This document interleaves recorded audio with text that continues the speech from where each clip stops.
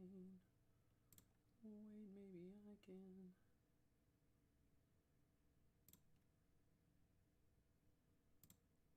No, Arcane main, add activity.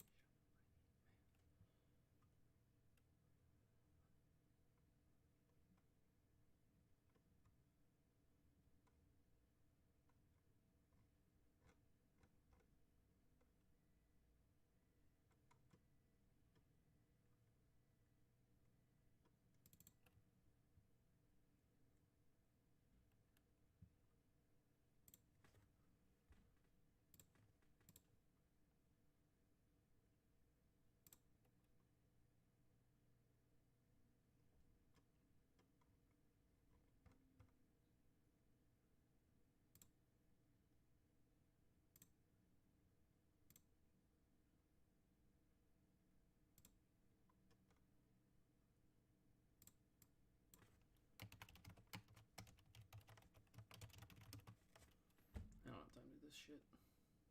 Yes, I do.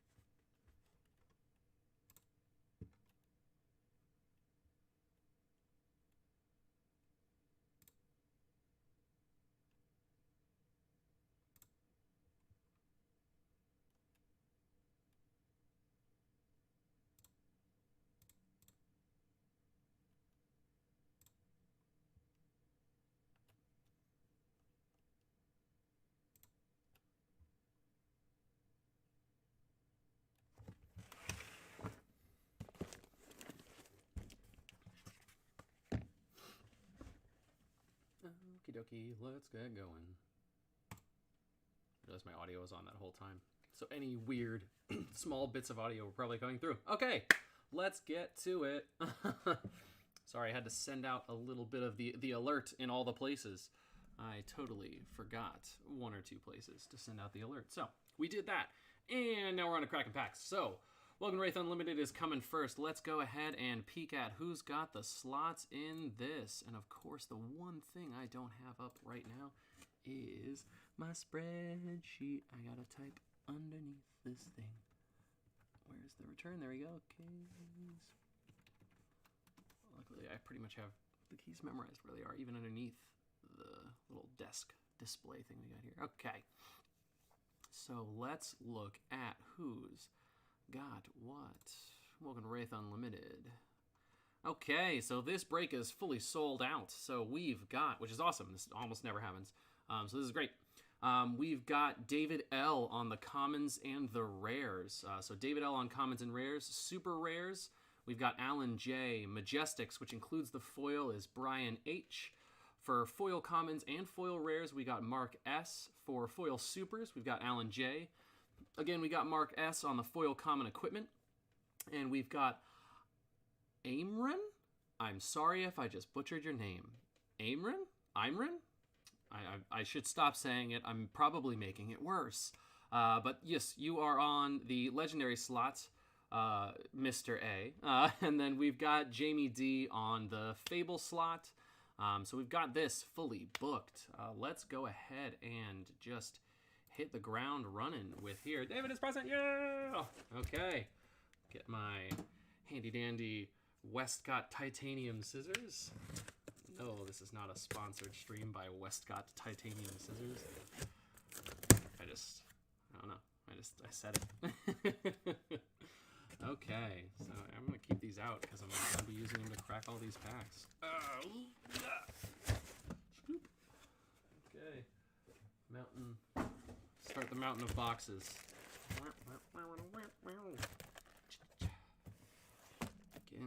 Begin with one box of Welcome to Rathe Unlimited.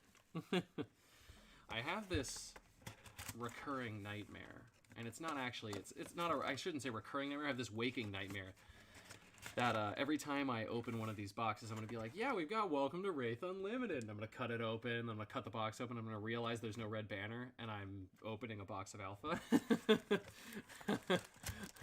Like, it's just that horrifying feeling of like, oh God, what have I done? And there's no going back, you know?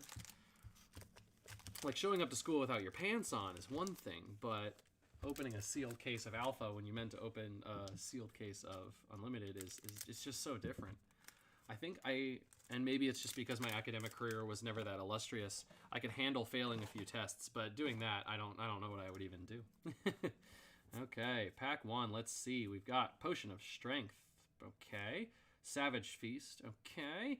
And a foil Iron Rod Gauntlet. Hey, not a bad start. A foil common equipment right there. So that's going into that slot. We've already got something outside just the regular everyday foil common, foil rare, yada yada yada nonsense. So that's cool. It's not it's not a majestic, but I'll take it. Well, someone else will take it, but I will be grateful that something interesting was in pack 1. I feel like that always sets the tone of the case. If the first few packs are no good, it just kind of gets you bummed. Snatch, Savage Feast, oh, and a foil energy potion. Wow, we haven't even hit a foil common yet, he says, about to just hit 22 foil commons in a row. I hope we have something more than foil commons left in this box. I got a whole case to go, who knows. How's everybody doing today? How did everyone's New Year's go? Oh, hey, and a foil Remembrance. Maybe we are having a bit of good luck today. Yeah, how did everybody's New Year's go? I had a pretty chill New Year's. As a lot of people might know, I work at a restaurant / tavern / pub / whatever descriptor you want to use. I work at a place where you can get food and drink and play games. And we had a very chill private New Year's event. Well, not private, but ticketed. There were 17 people there. It was socially distanced, so we were only going to allow not that many more on top of that, but there were 17 people in attendance. We just got to kind of hang out, sorted cards all night. That's what's up. That sounds like a pretty sick New Year's to me. Oh, and another foil common equipment. We got our Snapdragon Scalers. Pretty solid common equipment if you're going away from just Iron Rod. But yeah, it was just 17 people hanging out. It was all your food was included, and there was an unlimited, a bottomless quote-unquote cocktail that night. So a lot of just running around and getting people's stuff. Not as much ringing stuff in and figuring out who's got what and what's on what chair. It was just like, yeah, it doesn't matter. It's all, just throw it all on one chair, really, because it's all included. So that was a lot of fun. Got to hang out with honestly a lot of the regulars, which I find always to be better than hanging out with randos. I'm sure pretty much everybody shares that opinion. Hanging out with people you know is better than hanging out with people you don't know. Sigil, Steel Blade, ooh, and a foil Flick Flack. Hey, we're 2 foil rares, 2 foil commons. We're doing pretty good. Which is why I love hanging out with this fab community, because we all seem to eventually at some point get to know each other. Okay. Remembrance. There we go. Non-foil super. And a Rising Knee Thrust for our foil there. Yeah, sorting cards all night is, it's fun. I don't know about you, David. I don't know. Do you go by Dave or is it just David? Some people hate it. Some people don't really care at all. Use a craft practice possible. Pull a cold foil Gambler's Glove. Sick! Overpower. A blackout kick. Yeah, that's about as good as it gets. Pulling that cold foil Majestic in one box, yeah, that's good. That's a good box. If you pulled it out of a sealed case, just don't open the other ones. Or do. It's your prerogative. Do whatever you want. Opening is always fun. That's why I love doing these. Oh, there we go. Our first Majestic in the case is an Enlightened Strike. Oh, wow. There we go.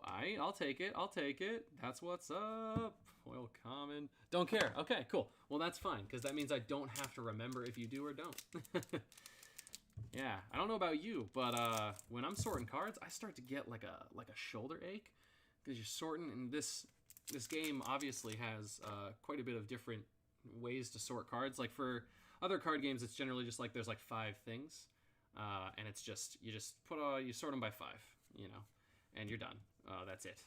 And but for Fab, it's like you're sorting, even if you're just sorting generics, it's like you're sorting, you know, one generic, and it's red, yellow, blue, red, across all of it. So you get a pretty wide sort space. Hey, you're looking for it. Good. Glad we could please something good that you needed.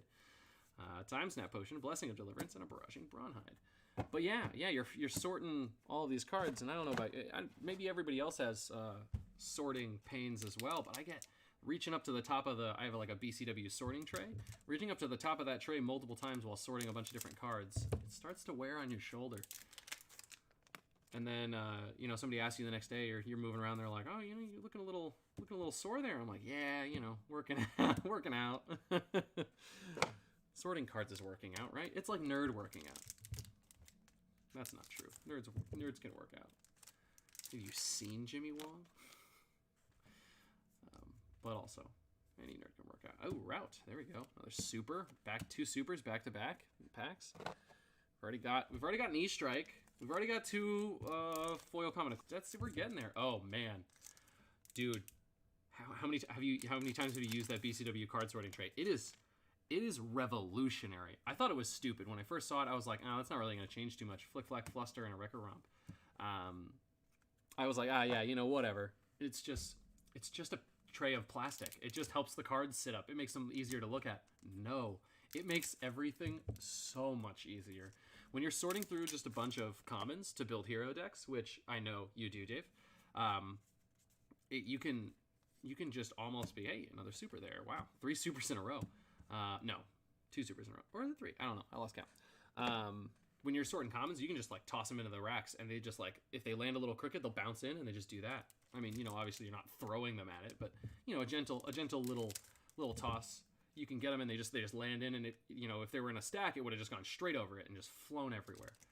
But in the BCW tray, chef's kiss, just boop boop. Yeah, right. I'm thinking about buying a second one, getting my wife to chip in and start hanging out, sorting cards together. She hates it. I used to have her do that. Forge for War for our foil in that one there.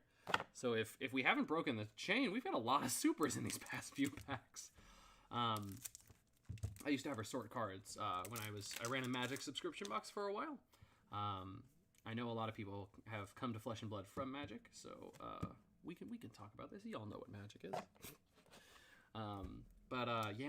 Sorting those alphabetically I was creating custom combos for people, and they would subscribe and tell me what colors they played, and we would create custom commander combos as like the beginning of a commander deck, not an entire deck, but Commander was the only way I like to play Magic. Commander and Sealed, that was it. I didn't mess around with anything else because I just found it not fun at all. But yeah, I would do that, and anytime I would have like a red set or anything with goblins in it, she would just tell me flat out, I will not help you with that, because I don't know if you've noticed, like anything that ever even has a goblin anywhere near the card, the word goblin is in its name, and it's the first name. So trying to find the right goblin card in the long box of goblin cards, she was just like, I despise it. I had to do it once, and I wanted to die. Luckily, Flesh and Blood is a lot easier to sort through and a lot easier to find, just because of, I mean, one, these borders. The borders are amazing. Let's talk about that innovation there, just immediately. Changes the game, makes it so much easier to sort, makes it so much easier to find. I don't know about you guys, but I find the normally monotonous task of sorting and filtering through Flesh and Blood cards to be a lot easier. Foil Steelblade Shunt there for our foils. We got another foil rare. And now I definitely know, I mean, Debilitate also broke our super combo breaker. broke our combo, but foil rare. Oh, there we go. Blood Rush Bellows for single bellow for Majestic there. Sick. So 2 Majestics in 1 box. It's not bad at all. And one of them is an E-Strike. It's a good box. Have I ever almost accidentally snipped a finger? Yeah, I've actually, no, not while cutting a pack, but I did it when I was opening a box. I went, and like my hand was here, and I went like, and I just like nicked the corner of it. Wasn't really bleeding that much, it was fine. I'm very careful, he says, knocking on wood, because you know the second you say you're careful. And that's box 1. We're going on to box 2, guys. No dilly-dallying here. I know a lot of people will be here tonight for the profits. We've got Crucible of War to open tonight. That's where the big swings are going to happen. the big who knows what we're going to do. But yeah, I am always a tiny bit afraid of cutting my finger open doing the packs. But I do it very meticulously. I don't want to tempt fate by saying, I'm not worried at all. It'll never happen. Because we all know what happens the second you say it'll never happen. It happens. I actually, so what I'll do it on the next one. I'll show you exactly how I try to make sure that never happens. Okay, pack 1, box 2. Pack 1, box 2. Staunch response, disable. Barraging Bronhide. See, nothing fun in there. That was just kind of like, eh. Okay, so pack opening with scissors. Push the cards down lightly, gently. I'm not cramming them down. I'm not, doing too much. I got this, and then we just slide it across. So I'm like using my finger to guide the bottom of it. So I use like my touch to feel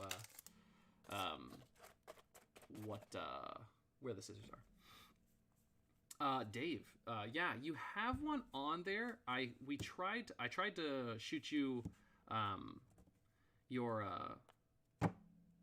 cashback so you could swap it to something else because yours was a little old and you wanted to swap it into those rares, but it looks like I may not have timed that properly. So if you want, I could leave you in the docket, but I also think I noticed an error with this one. So what I'm actually going to do is probably, oh, hey, Forge for War for our foil there.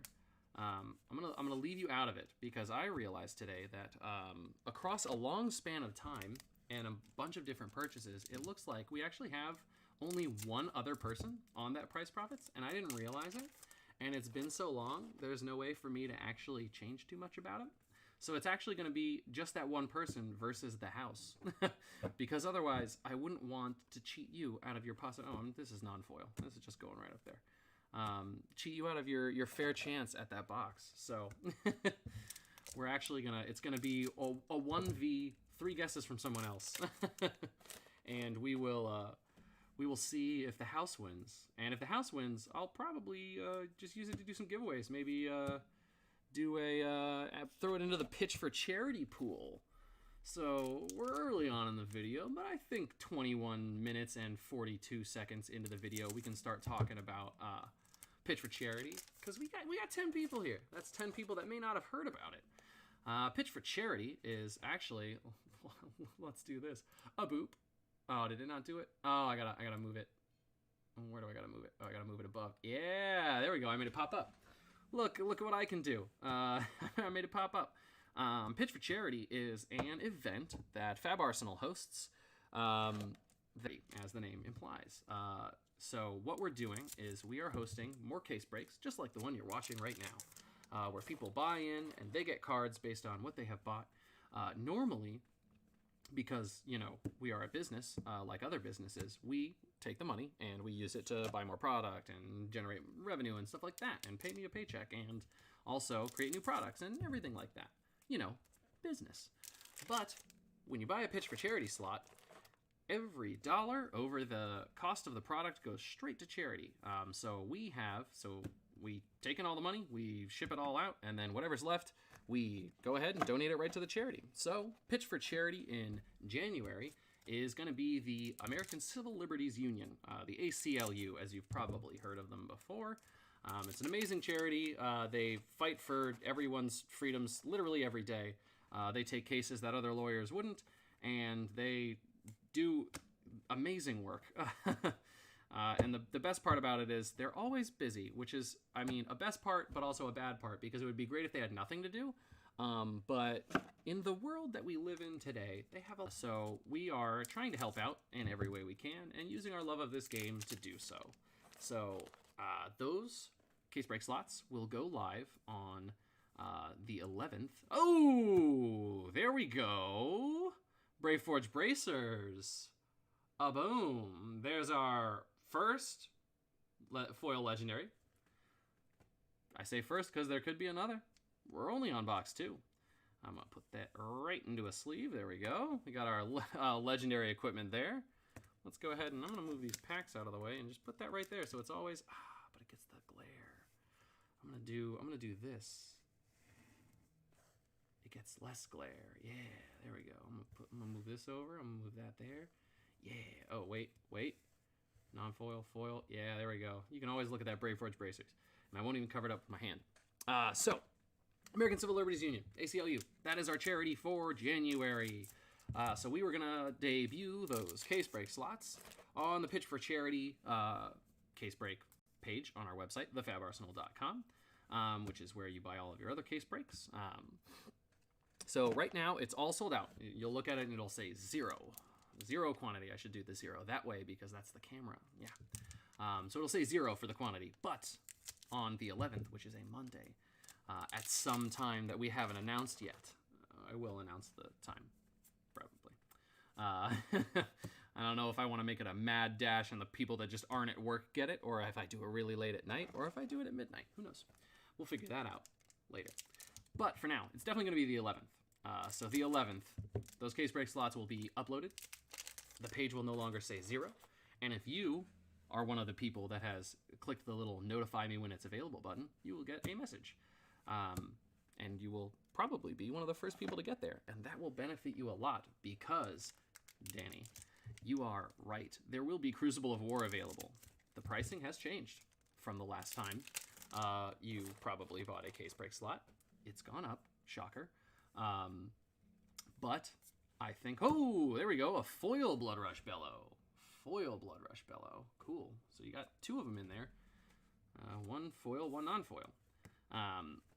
But I think it is the most appropriate time for us to raise a price because it's all going to charity. So that means these cards that everybody's buying, you're just donating even more to charity. You just get an even bigger warm fuzzy feeling in your stomach or wherever you get your warm fuzzy feelings when you donate to charity. Because, oh, there we go. Wow. Majestic, majestic, majestic. And a foil rare out of that pack, too. That was a very good pack. It's a very good feeling. So, yes, there will be Crucible of War on the 11th. So, today is the 7th. In 4 days, at an undetermined time, an unannounced time, there will be Crucible of War case break slots available. I'm keeping some of them. No, they're all going to be available. They'll all be there. You will be able to buy any slot if you are fast enough and you are there when it goes live. I anticipate them going very quickly because everybody want primarily those cold foils. I mean, everybody loves a shard, but a lot of people are a little risk averse and they don't want to risk it all on the shard. But it will all be available. I also have my phone buzzing. What is that? Not important. I also have some other announcements. So just like last time, if you are an amazing, beautiful human being and you want to donate a little bit above and beyond what the case break slot costs, let's say you get there, all the Crucible's gone, and you're like, man, I was so ready to drop some big bucks on some Crucible.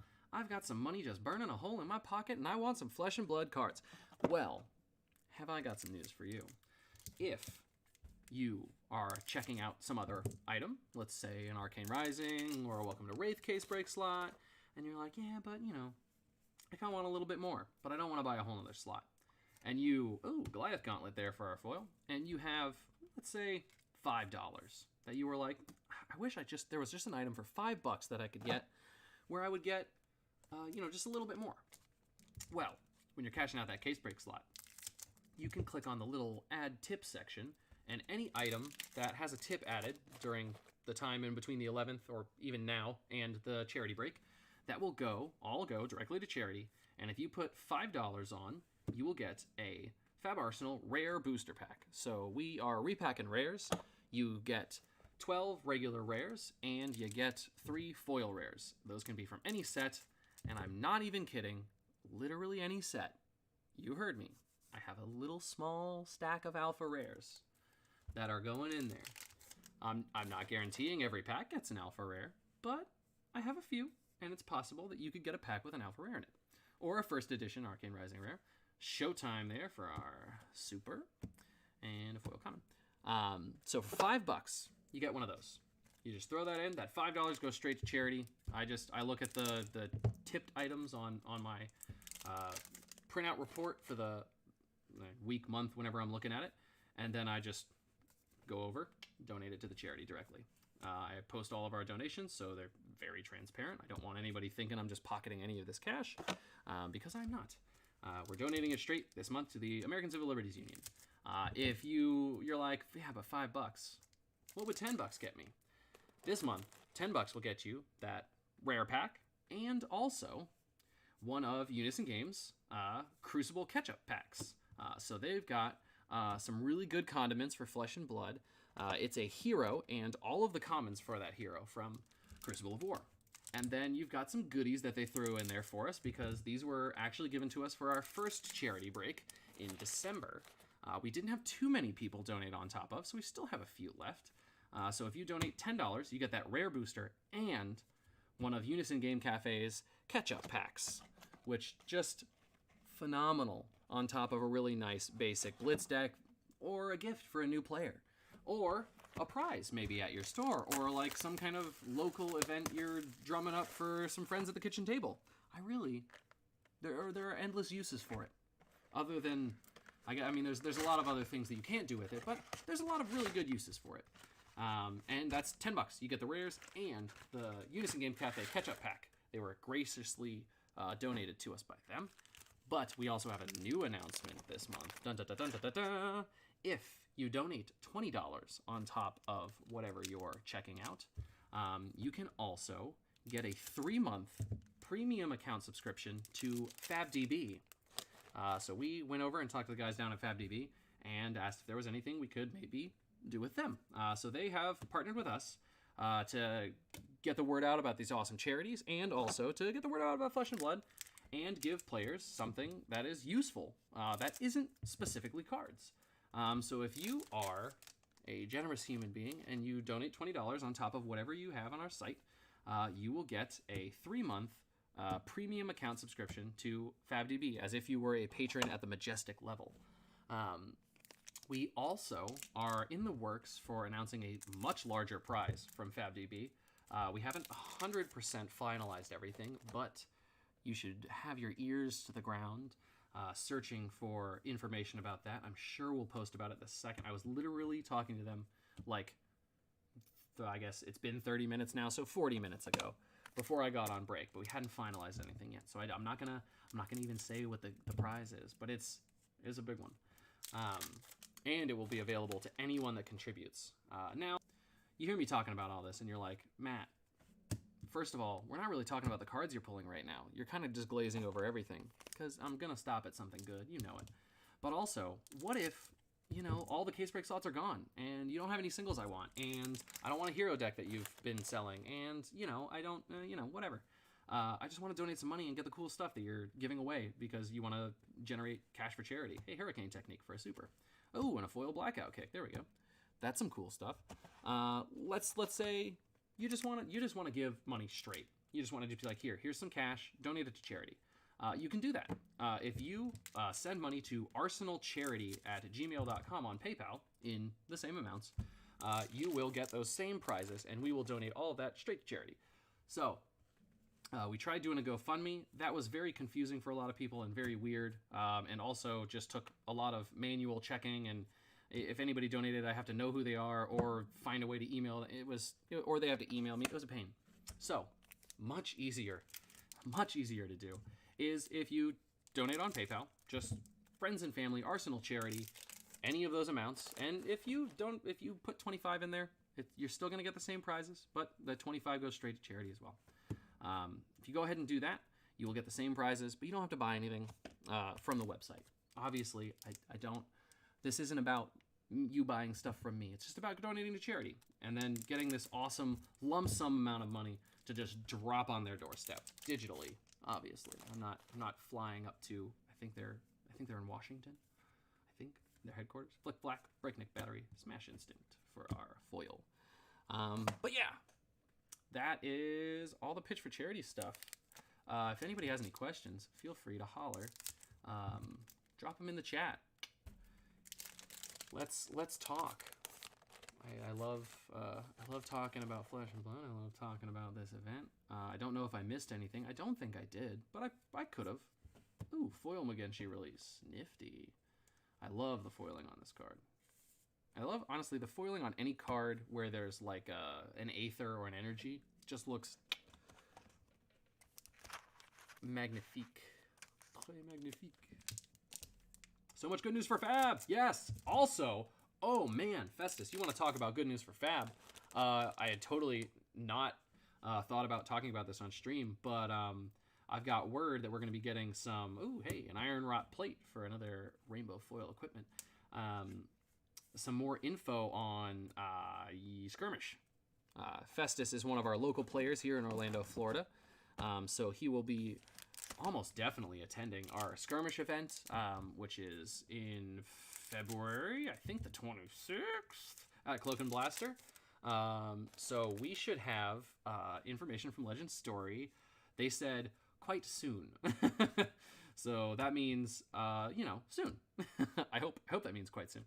I hope quite soon means quite soon and not, we think maybe sometime soon. Yeah, I just got an email. They just got back from holiday break. Everything they caught up on all their, you go away on break and you're like, yeah, cool, nice rest. And then the second you get back, you're like, oh, that's right, I have 20,000 emails to respond to now. Oh, we're not talking about Pitch for Charity now, so I'm gonna.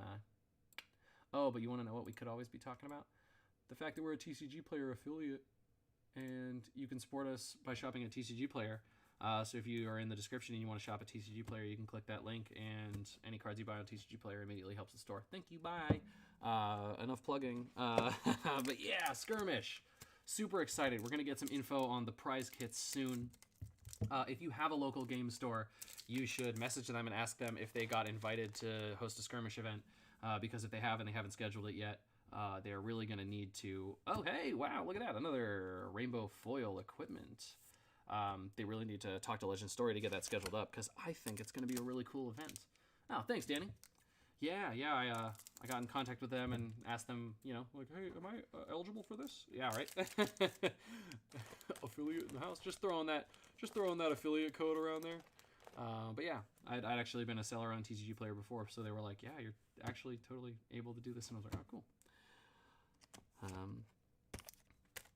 But yeah, Skirmish. I'm so excited. Soon. Welcome to Rathe Unlimited sealed format event. That's gonna have its own prize kit. So that is, that information is, another Blood Rush Bellow. So technically a play set in this one box of Blood Rush Bellow.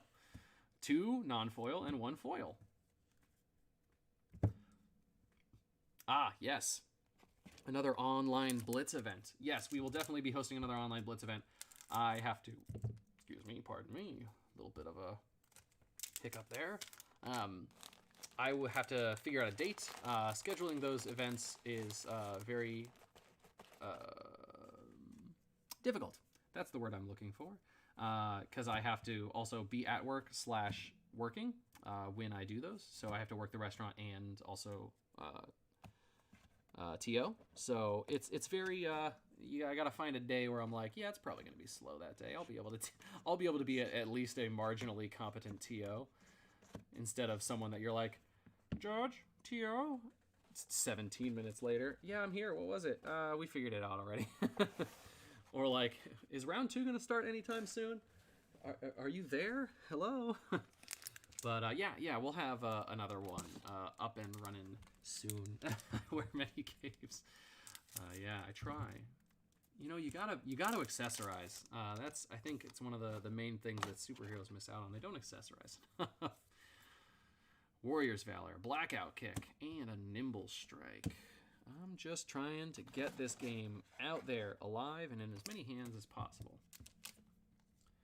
Because I love the investment side of this game. Anybody that says they don't like it, just is either they don't have any, they weren't in at the beginning, or they wish there was more play. They're not saying they don't like the investment side of it. They want more people to talk more about playing. And to do that, they gotta have the cards.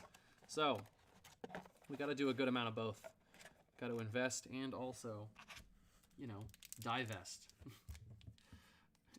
Is that the right term I'm looking for? Divest? To let go of your investments? Technically, even this unlimited is an investment for me as a business. So I have to continually divest to make further investments. So that's, yeah, I guess. Is that where I'm going with that? Jibber jabber, jibber jabber, jibber jabber. Gift of the Gab. Sigil. Savage. Foil head jab. I really hope at some point we get some other alt art treatments. So like reflected twinning blade. I think that kind of thing in and a regular Mugenshi release and a sync blow. I think that kind of thing is an amazing way to, in just like a regular box, something that isn't a cold foil, which I think is probably the thing I'm most interested about the possible eventual, technically not confirmed release of Crucible of War Unlimited, is that would foil extended art twinning blade be reprinted? It is not cold foil, so it's possible. All the cold foils, obviously, they're not going to change that. There won't be any cold foils in Unlimited Crucible. But that is not covered under that original. We're changing the cold foils. Oh, and a tome. Sick. An E-Strike and a tome. Hot diggity dog. Let's get a little zoom there. Bam. Bam. Tome. That's what's up. This is a good case. We've got foil legendary, some sick majestics, a good handful of everything else as well. It's a good case. This is a solid start to the night. Breakneck battery, flick flack, and another foil head jab. But yeah, I feel like that's the most interesting, possibly speculative. Will it, won't it, will they, won't they kind of thing. Oh, we got another thing. One moment, got to check in between boxes. Looks like we might have had somebody buying into price profits. Oh, we did. There we go. So our Arcane Rising 1v1 will also be launching today. Their guess is a secret until we talk about it on stream. What is your name, good friend? Both people that are in on this break have the same first initial. Their names both start with A. There we go. Okay, we got that in. And I don't know if anybody else noticed, but all of the Crucible of War price profits.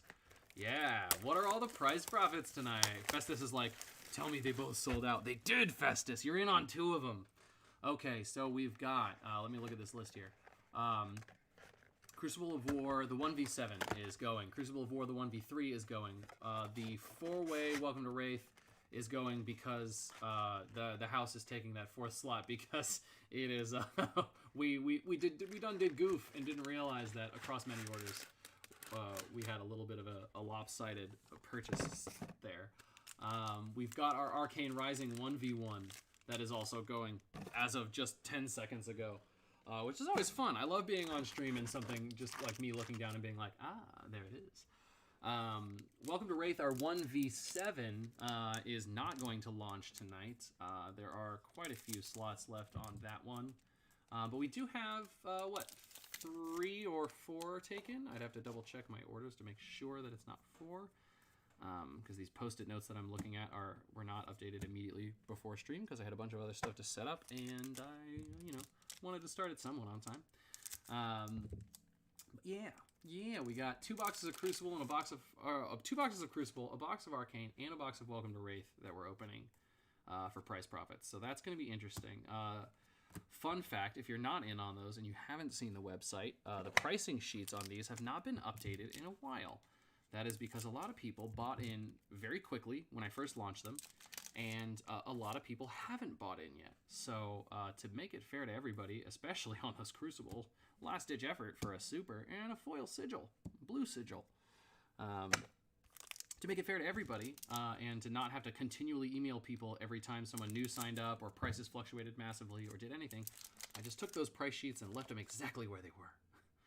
It's not because I'm lazy, I swear. There's reasoning behind it. I mean, it also, plays into the fact that it saves me a lot of time to not have to update it every 2 days or every 2 hours in the case of Crucible. What? I just left it exactly where it was. I just wanted to be nice. But, yeah. So, ooh, hey, Lord of Wind for another Majestic there. Oh, and a foil time snap potion. There we go, there we go, there we go. So these prices that you're going to hear me read off, at the end of all these breaks, we're going to start cracking those boxes. You're going to hear a lot of really silly prices. Like if we pull a cold foil harmonized Kadachi, I'm going to say it's worth $15. And you're going to be like, say what? I saw one sell for $100 yesterday. That's because these prices are all from pre-that. And everybody that is participating has been told to look at that price sheet. So I hope I'm knocking on wood that they all looked at it, because if they didn't and they put in a silly guess, or an accurate guess for today's prices, a silly guess for a month ago's prices, they're probably not going to do so well. I did message one person whose price was so outlandish that there was absolutely zero way they would have won. And I was like, hey, it looks like you might not have looked at the sheet. You probably should check it. I'll give you one chance. You get one change because you put like it was multiple thousands, and I was like, I know you're probably hoping for the shard to be in the box and you win that, but the shard at the time of the list was only $900. So drone, nimbleism, and a fluster fist. But yeah, anybody with a realistic guess, I left and I didn't message, but I couldn't handle just watching someone go down in flames like that. Oh my god, the shard, that means I win it. No, it doesn't. Your guess was good now, but it wasn't good tomorrow. What up? What up? Hey, 2 buckling blows as our behind the foil commons in a row. Not that really means anything. It's just a nifty little thing I noticed while putting them away. Snatch. Forge for War. Ooh, and a foil Crazy Brew. Nifty.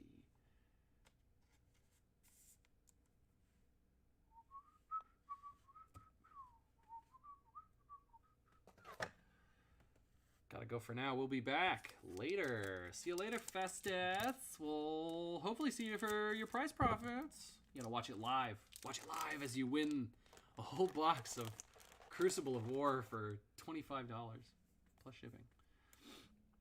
Drone, Staunch, Raging Onslaught.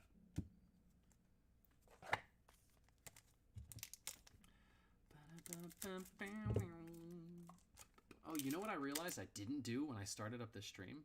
Now that I just hummed a tune, I did not start up a music stations. Nah, I'm not clicking the surprise me button. What do we want to do? What are we thinking about? Ooh, disco? No. We're gonna go chill EDM. Oh, hold on a sec. My speaker output is on the wrong one. There we go. Let's try that. Is that working? Yeah, let's turn it up a tiny bit. Turn it up a little bit more. There we go. Now we got it there. Okay, it's just reading on the little sound wave thing. Equalizer. There we go. That's the term. Ooh, and a pack hunt for our foil.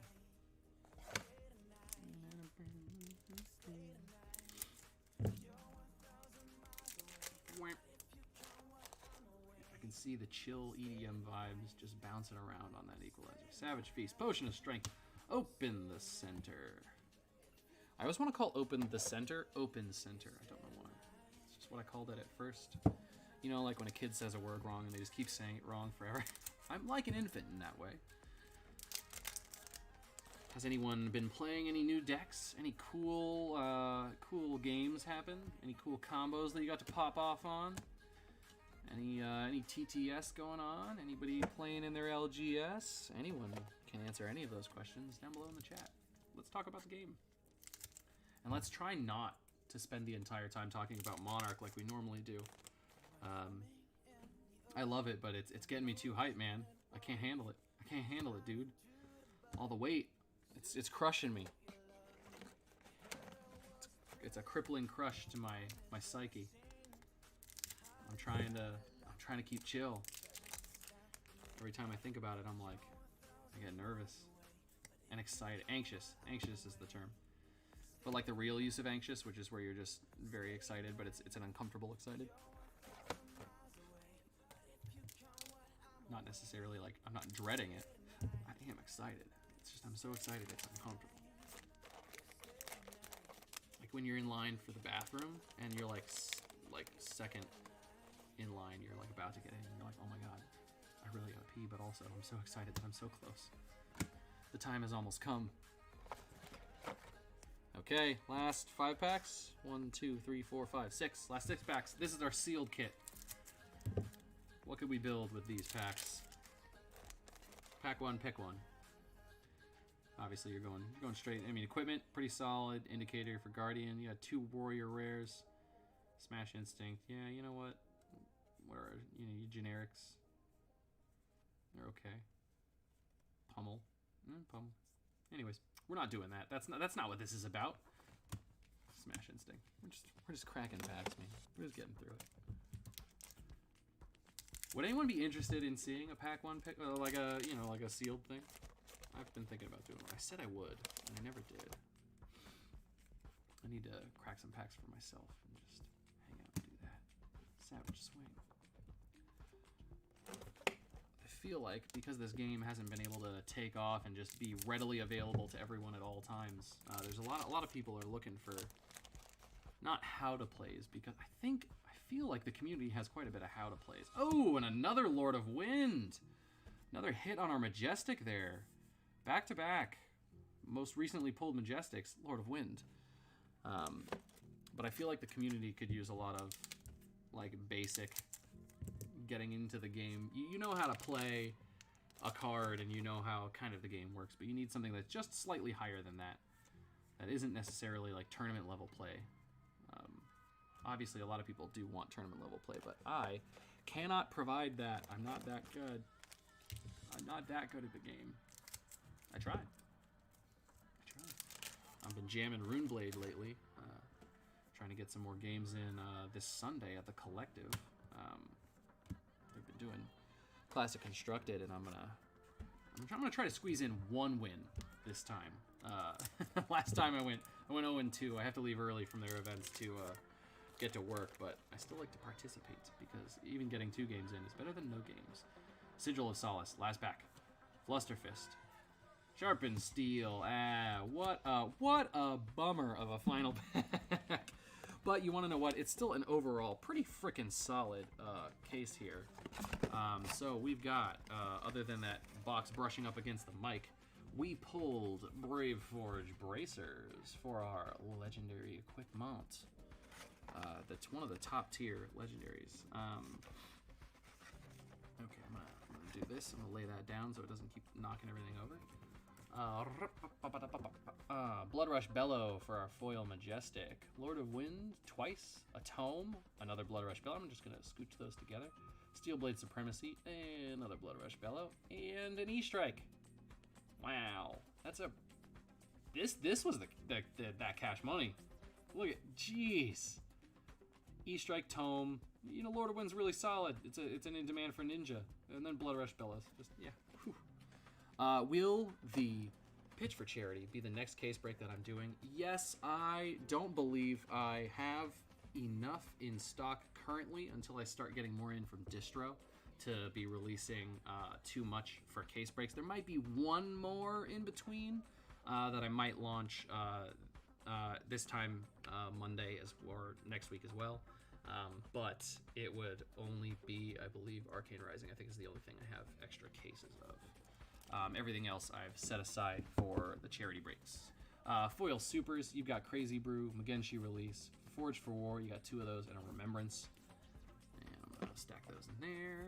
Regular Supers, Crazy Brew, Forged, Bonehead, Last Ditch Effort, Magenshi Release, another Last Ditch Effort. Wow, look at that. I think we have 3 of these in here.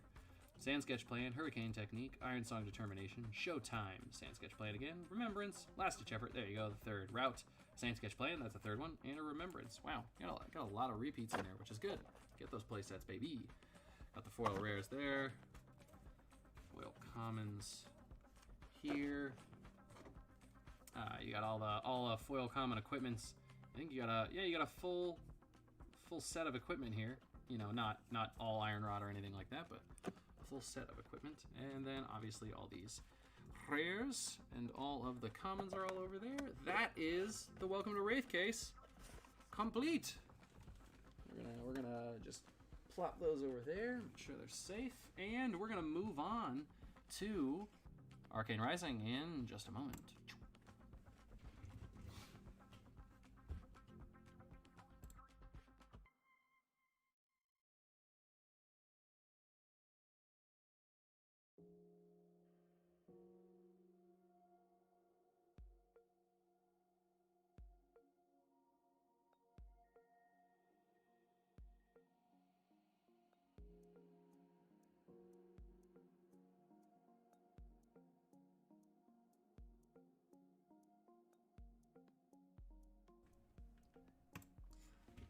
I realized in that last transition I used the starting instead of the BRB. Weird. Awkward. Okay. Arcane Unlimited Boosters. Let's go. Okay. Right after I unseal this, we're gonna go. We're gonna go to the who's in what? Oh yeah, Ranger love. Yeah, Ranger could use some love. Rumor is Ranger's gonna get Love and Monarch. Okay, so we're thinking same classes as we've had before, but new heroes because they've confirmed there's gonna be, what was it? On Twitter they said there's gonna be new heroes, which I think is cool. Second Ranger character would be sick. My only thought would be on that specific topic. My personal thing is, what happens, okay, well, I mean, obviously Ranger's underpowered now. But before we open a pack, first of all, we're going to talk about who's got what. Okay, so Arcane Rising Unlimited. Okay, so on the Fable slot, we've got CU. On Legendary, we've got CU as well. On Foil Common Equipment, we've got Mark S. On Foil Super Rare, we've got Alan J. Foil Rare, nobody has yet, so if website, you can go over there and snag it. Foil Common, we've got Mark S. Danny M, we've got you on the Majestics. I had an accident here where Super Rare is not taken. I think that is also Mark S, but I need to double check that. Rares and Commons are going to David L. But yes, Super Rares, I will double check that actually right now. Double check and make sure. I guess at some point I typed the letter C and that confused Excel and it was very confused. Here we go. Arcane Rising. Foil Common Equipment and oh no, Arcane Rising. Foil Common Equipment and Foil Rare. Oh. That's probably. Wait, what? Now you're just hearing me go like, wait, what? What have I done? Foil Rare, yeah, okay. No, Mark, you've got Foil Rares. That's probably what I was trying to correct when I did this, and then I didn't finish it. Yeah, I can just, no. Trying to type while my hands underneath this is a pain. Okay.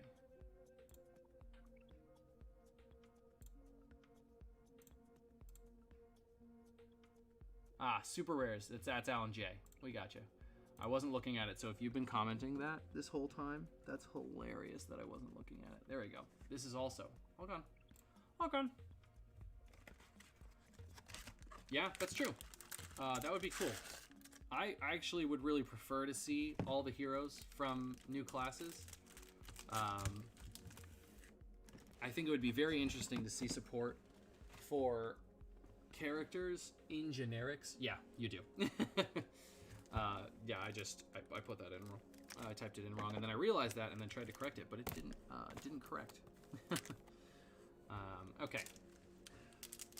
Let's catch up on chat. Rumors Ranger, yeah, Ranger getting help in Monarch. Honestly, yeah, cool. I think it should happen. This is the first box of Arc. Yeah, we have not opened a single thing of Arcane Rising yet. I had to correct some stuff. Okay. So, Enchanting Melody. Oh, Pursuit of Knowledge. Already into the supers there, and a foil rare. Wow. Again, another box with a good start to the case. But yeah, definitely. Ranger needs help. I feel like Wizard, I don't know if it needs help like card-wise. I haven't played games with Wizard, but it's just one of those classes that we don't see, or at least I haven't noticed, is performing super well. Definitely not in my local meta, and from what I've seen of the tournament results, also not in tournament results. So I think it's interesting because generics are definitely a zone where they could just slip literally anything in to help any class. But it also becomes dangerous because if they accidentally put something in thinking about, I mean, obviously I trust them to not do this, but we're all human and eventually something will slip through the cracks. They could put something in generic slot that's just like, oh, this is pretty good for Ranger, but also they don't realize a connection between that and something else in another class, and it just, you're like, oh, well, this is just very good, and it's gonna break everything. Yeah, Wiz so far, exactly, is definitely built for Blitz. Your ability to deal those good chunks of damage really quick with Wizard, it makes it really good in Blitz, but when you get into Classic Constructed, which is a strong tournament format, it's what we run locally pretty much all the time. Oh, there we go, Mage Master Boots for our first Folial Common equipment. But yeah, I think Wizard in Classic Constructed is just not keeping up. I think it'd be cool to see if they get some help. They get some help out in that. I think generics are obviously the place where they have the most like leeway and they can play around the most because there's like, you know, no character ability restrictions or less of the, oh, well, this character's strategy isn't really tied to that kind of thing. And generics can just fly in the face of literally every character's strategy and just be like, do whatever you want. We put it on a generic so that you can put it in any deck. If you figure out the synergy between like the 4 heroes we were thinking about when we built this card, good for you. I think it's one of the things that makes this game so friggin' awesome. Oh, Arcanine Ascendancy! Heck yeah! Specialization for Viserai, the Majestic. Open a Teklo yet? Nah, not yet. Pack, 4. Oh yeah, some Skull Bones. Okay, so everybody here, we're looking for a Teklo or a Skull Bone Crosswrap. Okay. Let's see what happens. Let's see what our legendary, our probable legendary is. I've opened a few without it. That's all you need. Teklo. I mean, it is a really good, really solid card. I was playing someone who was playing Dash, and I forget who it was. Hey, Induction Chamber. Speaking of mech, I was playing somebody playing Dash, and they just kept popping the Teklo Heart and just always getting one. I'm just here to pass you in chat along the way. Hey, it's always good to be along for the ride. I love hanging out and chatting. That's why these things are so much fun. It gets me social time with Flesh and Blood players, which I don't get enough of due to my schedule. And, stores not being open at, 9 at night when I'm available to play / do things. Yeah. Well, it was a lot of, they keep flipping only into one mech, or like they were just, I guess they didn't have any ops, so they couldn't like filter or anything like that. Yeah, it could be a card issue, or it could have just been, you know, bad luck. Oh, 2 a.m. Brian, thank you for staying up and hanging out. Yes, get TTS. That's what's up. That's what's up. Get that TTS going, baby. Yeah, no, definitely do not, if you're at higher risk, definitely don't risk your life to play Flesh and Blood. Let's, just throw that pack. It's got nothing in it. It'd be hilarious if an eye was in here. Yeah, definitely don't risk your life to play this game. Webcam games are fun too. Honestly, yeah, if we, I mean, TTS, I always advise TTS because it's good because that's where like most of the tournament stuff has been played. But yeah, I'm down to webcam games too. Honestly, gets you that feel of MHA. I don't know it. Not from the acronym, at least. I'm sure if you when you say like it's this game, I'll be like, oh, okay, I know that. Or maybe I won't. There's a lot of games I don't know about. I know about a lot of games, but there's also an equal or greater amount of games out there that I just have absolutely no clue what anyone's talking about. Pour the mold. Wish. I'm always in Wall Street. Yeah. Yeah, you hitting up that Wall Street. A lot of people hang out on Wall Street. Sadly, in a way, sadly, it's the most active channel on that Discord. I hope that one day the TTS or the discussion about the game is there. Oh, red in the ledger. There we go. Another majestic specialization. Wall Street does have the most motion currently, obviously, just because of pandemic. Ah, My Hero Academia. Yep. Yeah. Okay. I know My Hero. I've never seen that acronym though. I've always just heard people say My Hero or like the whole name, I guess. Oh, it comes out soon, so they're playtesting. Oh, that's sick. You have to playtest a game? I've only gotten to playtest a few games, like official games, but yeah. Wall Street's generally pretty chill. There have been a few times where I remember my wife was getting blood work done and I was waiting in the waiting room, and I checked in and there was just there was a little bit of a spicy moment in Wall Street. People yelling at each other and telling people to get a little hot-headed. Yeah, it can get heated. I was like, oh, this is. I kept like checking back. Like the doctor would be like, hey, should you fill out this form? And I'd be like, yeah, I can fill out this while she's in there, because we're married and stuff. I can look at her medical forms and everything. And then I'd get back to it, or they'd ask me a question, and I'd go back to it, and then it'd just be like 70 messages. I've been away for like 10 minutes. Ninth Blade. Oh, and a foil. Pursuit of Knowledge. Pretty solid pack. Whoop. That's a foil Pursuit of Knowledge. These were meant to go here. And this was meant to go over here. So that if when we pull that legendary, it can go there. Yeah, I can tell some people are pretty irritated by my optimism. Optimism for like the game. But I'm a believer. Could you not leave her? It does. Yeah, well, that's good. I think that's great. I think there is a little bit more cynicism for the game in Wall Street. The game is phenomenal. I wish I had been more financially confident in the game when it launched. I'm not gonna lie. I remember the days when a heart was mere hundreds of dollars. I thought about it when it hit like 500. I was like, damn, I could have bought like 10 of them or no, when it hit like 3,000, I was like, damn, I could have bought like 10 of them back when I started playing this game and had so many to flip. And then it's at where it's at now, which is fluctuating between 12 and 15. I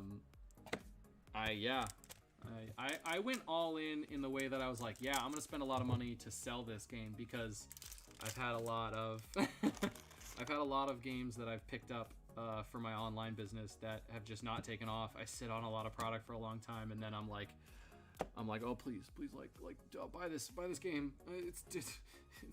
I'm barely making any money. I'm making $2 on this game. Please just buy it. And it's hurt me a lot in the past. So I played very safe normally, but for this game I was like, yeah, I'm gonna buy a ton so I can sell it. And then I sold it all. I sold all of it. So I did luckily save quite a bit, a good bit for myself. That was box 1, everybody. We're going on to box 2. So I'm not too bitter about it, but I can imagine a lot of people are quite bitter.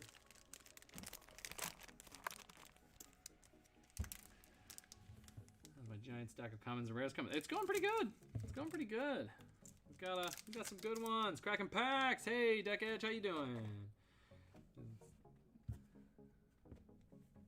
Right? 7 years in the making. Not owned by Hasbro is pretty solid. Not owned by not even just Hasbro. Let's not specifically target Hasbro. Just literally any massive corporation. Yeah, we're getting a good influx of some cool kids coming into the chat. Not that there weren't cool kids here already, but more cool kids. Hey, Tome of the Aetherwind for a super. And a foil hamstring shot. Yeah, hopefully when oh my god, yeah. Ooh, when COVID stops being a literal mass murderer across our entire country and the world, it'll be nice to be able to play games again.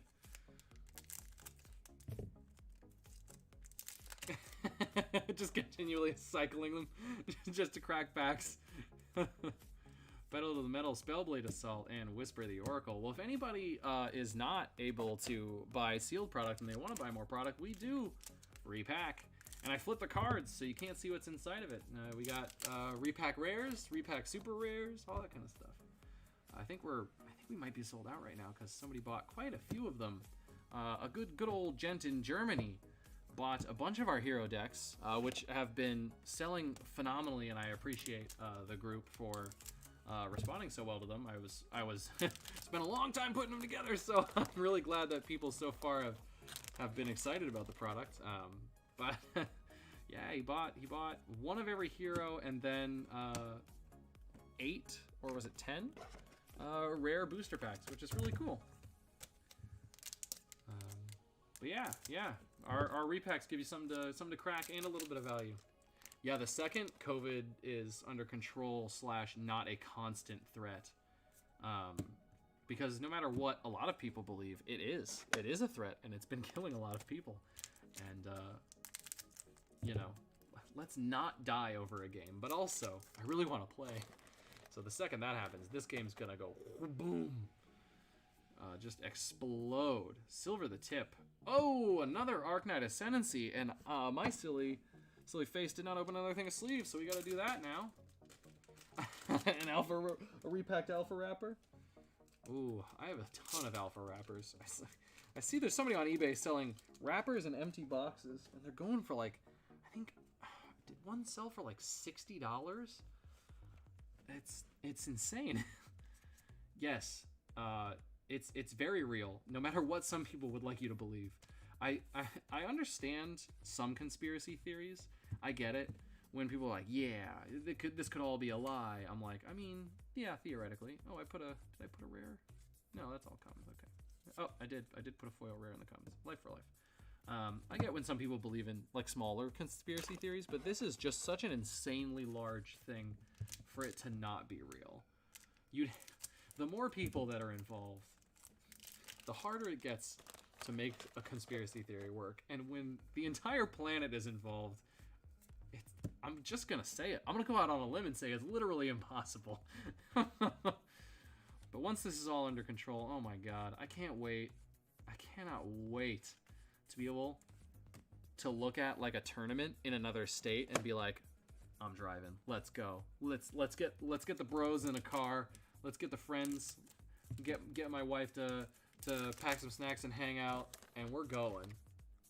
By then, optimally, she'll be very into the game. Right now, she is passively into the game, which is great. I'm glad that she's enjoying it, but gotta convince her to play. You got a tourney in February? Well, is it TTS? Is it camera? What's going on? What's going on there? Drop some deets, man. Screw state. See you at internationals. I mean, dude, yeah, I would absolutely.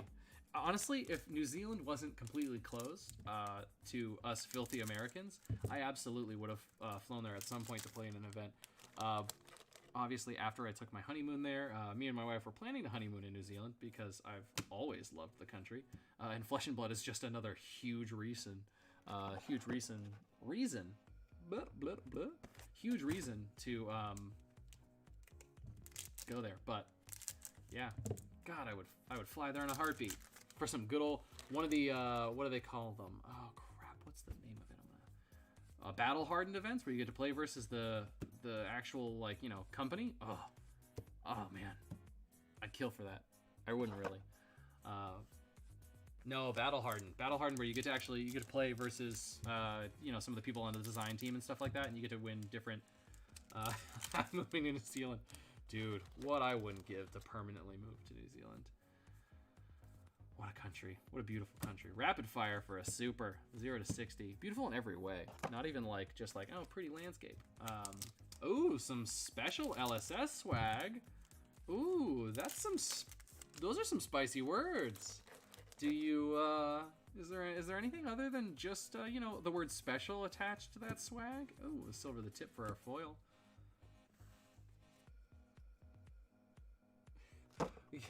The PvE battle that was like Street Fighter. Oh yeah. I heard they were testing some PvE down there, which is awesome because oh, they haven't told you yet. Okay. You don't even know. No one's blaming you. If you don't know, you can't tell us. You're not like a Hollywood celebrity where they're like, oh, what can you tell us about the new movie? And they're like, I can't tell you anything. We know you know everything. Stop withholding. Yeah, dude. PvE would be sick. Because I know a lot of people don't enjoy PvP. Ooh, another red in the ledger. Wow, we've got just doubles. 2 of 2 majestic specializations. 2 Arcanites, 2 red in the ledgers. I hope somebody's playing Runeblade and Ranger, because that's all you're getting in these majestic slots so far.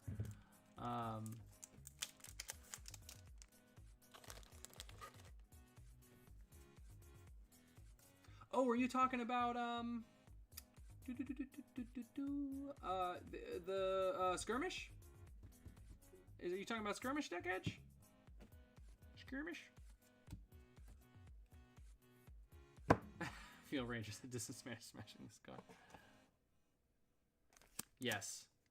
Thank God for being straight. Skirmish, yeah, the Cloak and Blaster got one. We're also doing it. It's only gonna be locals. Dude, I would love to join yours. It's via TTS? Heck yes. Because I'm working at the place that's hosting it, I pretty much have no ability to join. So, I would absolutely love to join yours. Oh, team sealed events. That'd be sick. God. I love the concept of teams. Sign up is live. Oh, I'm signing up today. I'm gonna pop over there. I'm gonna pause between this and Price Profits and just sign up. Y'all can wait. Oh man, is there any is there like some kind of limit on player number or anything like that we should talk about here? Get a little shout out to you over there. Deck Edge hosting a 9th Light of Blood Oath for a super. Stir the Aether Winds for a foil rare. Goal is to have the largest event. Oh yeah, well I mean the game's garnishing a lot of attention, so you're definitely gonna have a pretty big one. Pretty big event.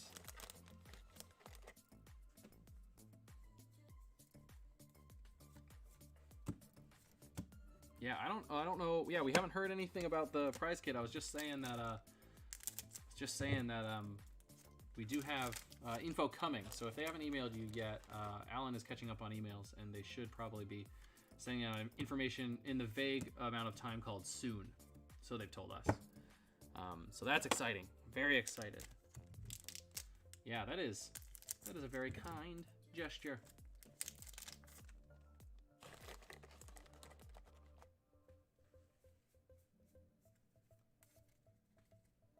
Pedal the metal, pour the mold, push the point. Man, we haven't hit anything super good. I mean, we've hit 4 Majestics, but 2 boxes, 4 Majestics is pretty common. Last pack, a box 2. I. Aether Spindle, reduced to Rune Chant, Chains of Eminence, a foil super, our second foil super. We're pretty far behind on foil supers. Pretty sure we should have like 2 more already.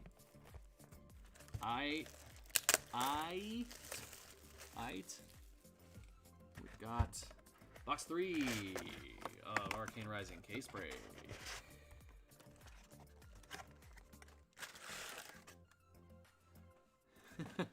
Hey, any contribution to the community is appreciated and generous. Anybody that isn't, you know, just lurking on the chats, you're doing the Lord's work. Our Lord and Savior, James White.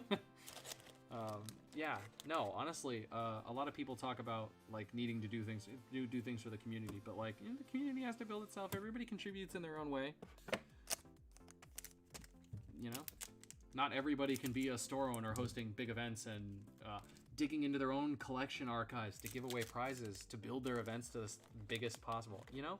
Not everybody can be top dog. Show us the fire. I know. Let's get to it. Silver the tip foil. It's just not hitting hard. So I can get some Arc Unlimited. So I'm gonna start hosting.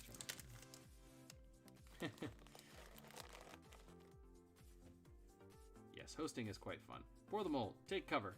Index. I feel like I would enjoy hosting a lot more if I didn't also have to be serving in a restaurant at the same time. Serving / bartending at a restaurant at the same time. I've done almost all of them. There was one. I had the day off, and I planned the event for that day so I could play. I was playing via TTS. I played a Benji deck in a Blitz event. Spellblade. Reduced to Rune Chant. And another Spellblade. Wow. Spellblade Strike versus Spellblade Assault. Yeah, man. The more people that play this game, the better. And I love that a lot of investors seem to not care about who's playing, or they don't voice it. Arena's Prayer. Boo! Blazing Aether. There we go. Something other than Ranger and Runeblade. Not that I don't like Ranger or Runeblade. Like I said, I'm playing Runeblade, but just some diversity here is nice. Yeah, played some Benji. Just bought a Benji 35. Was that the foil? Please tell me it was the foil. Is the non-foil Benji selling for $35? I'm gonna use my ability to lower the price of the market and just drop a bunch of Benjis that I have on the market if it's selling for $35. Oh, cool. Do they still have Rainbow Foil? Okay, whew. That's fine. That's fine. Rainbow Foil Benji for $35 is fine. I don't have a problem with that market point. Oh, take a Moon Wish.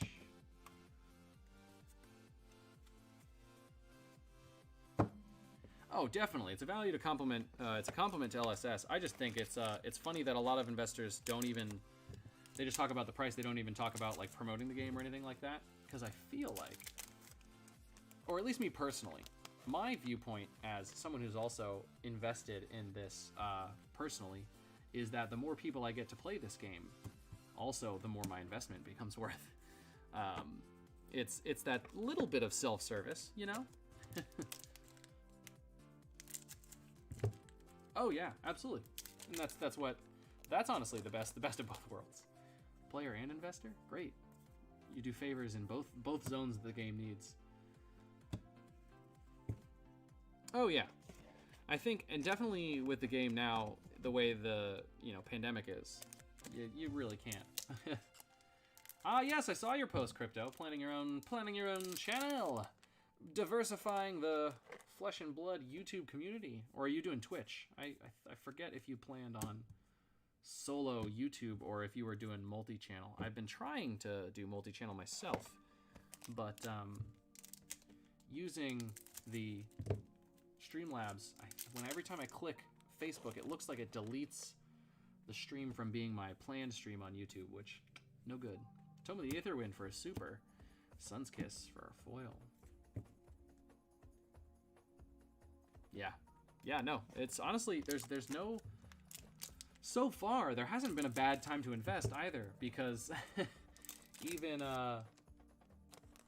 even when even if you got into alpha when it was, any amount of money per box, it's just kept going. Oh, there we go. Okay, it's official. It's a Runeblade box. That's a foil Mordred Tide there. That is some key Runeblade tech. Anytime you create a rune chant, you create that many +1. It's also affected by his hero ability, so you can pop off.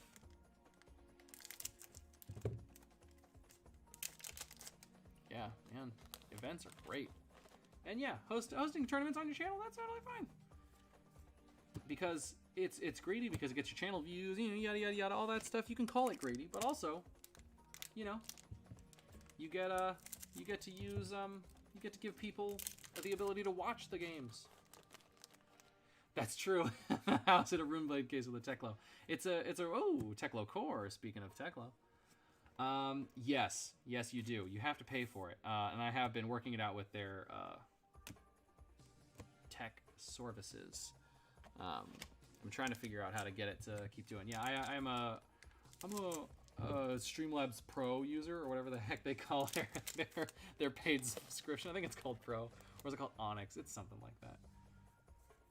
Yeah, man. No, everybody's craving some gameplay videos. I know that was one of the biggest things that people complained about for the New Zealand Nationals, is that you couldn't just straight up watch them on YouTube. Hey, Crackapacka! I love that name. I love that name. It's Crackapacka. Oh, man. Take cover. Convection amplifier. Ooh, foil lesson in lava. There we go. Some more wizard. We're gonna get our splash. Any legendaries? No. I saw that as a comment.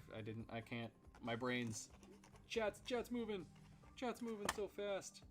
You're on TikTok. Yeah, man, I don't do TikTok. I'm like 30. TikTok it's too new for me. Yeah, TikTok I don't follow. I follow it in the way that, like, I see some of the most famous TikTok-y bits, you know, the ones that are, you know, stupid level viral. But I don't sadly have a TikTok account. I suppose I could start one. But you know, social media, it's hard for me to keep up with. I'm an old soul. Is the nice way of just saying I don't get it. I'll have to check it out though, because Crackapacka is great. It's a great name. I love it. Yeah, I'll hit you up, Akumi, aka Chris. I'm pretty sure. Anytime I see everybody's multiple usernames, I'm always like, is this the one person? One pack, 60-second vids, short and sweet. Lol, I can't spend too much time. Yeah, hey, quick pack, quick rips. Rip the pack and go. I know what that's like. Doing some short videos in between your long ones. I have everything. No, that's not true. I don't do any like 30-minute videos. My videos are either, what, we're on an hour and a half now. We're either going to be like 2-3 hours, or like my 10-minute videos where I just crack one pack and I talk about it, and then, or I'm at 8 hours for the Pitch for Charity events, which the Pitch for Charity for the ACLU is probably going to be sitting at 6 or 7 hours. We don't have as much Crucible for it as I was hoping. I set some aside for the other ones, but that was at a time where we were still getting a slow influx. Yeah, that's fair. That's also a pretty good idea, yeah. Yeah, you know where things are from. It's not a bad idea. Well, Crackapacka, I'm gonna have to check that out. Sometimes, you know, I'll be able to use your channel to just get me my fix of opening packs without having to open an actual pack for myself. Absorb an Aether, stir the Aether winds, and reverberate for our foil there.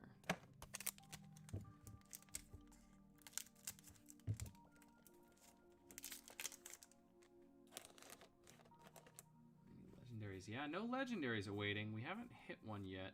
Become the Arcane for our regular super and a foil rare behind it. Hey! Oh, goo, you doing crew? If I Rudy, am I never gonna stop thinking doing no longer exist? Hey, solipsism, man. Everything in the world is just a figment of your imagination, and you are the only thing that truly... Oh! Who called it? Who called it? Someone called it in chat. I saw somebody saying, I have a feeling an Arcanite. I have a feeling there's an Arcanite. And there is. There's an Arcanite.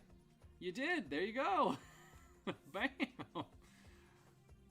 Wham. Bam. Arcanite Skull Cap. Bop, bop, bop, bop, bop. There we go. that legendary slot. And that's the last pack of box 3. We still got a whole nother box. Yeah, you guessed, well, no. Your guess is possibly not wrong. We could just have 2 legendaries. We could still pull the Teklo Foundry Heart. We already pulled a Teklo Core. Heart's somewhere around here, right?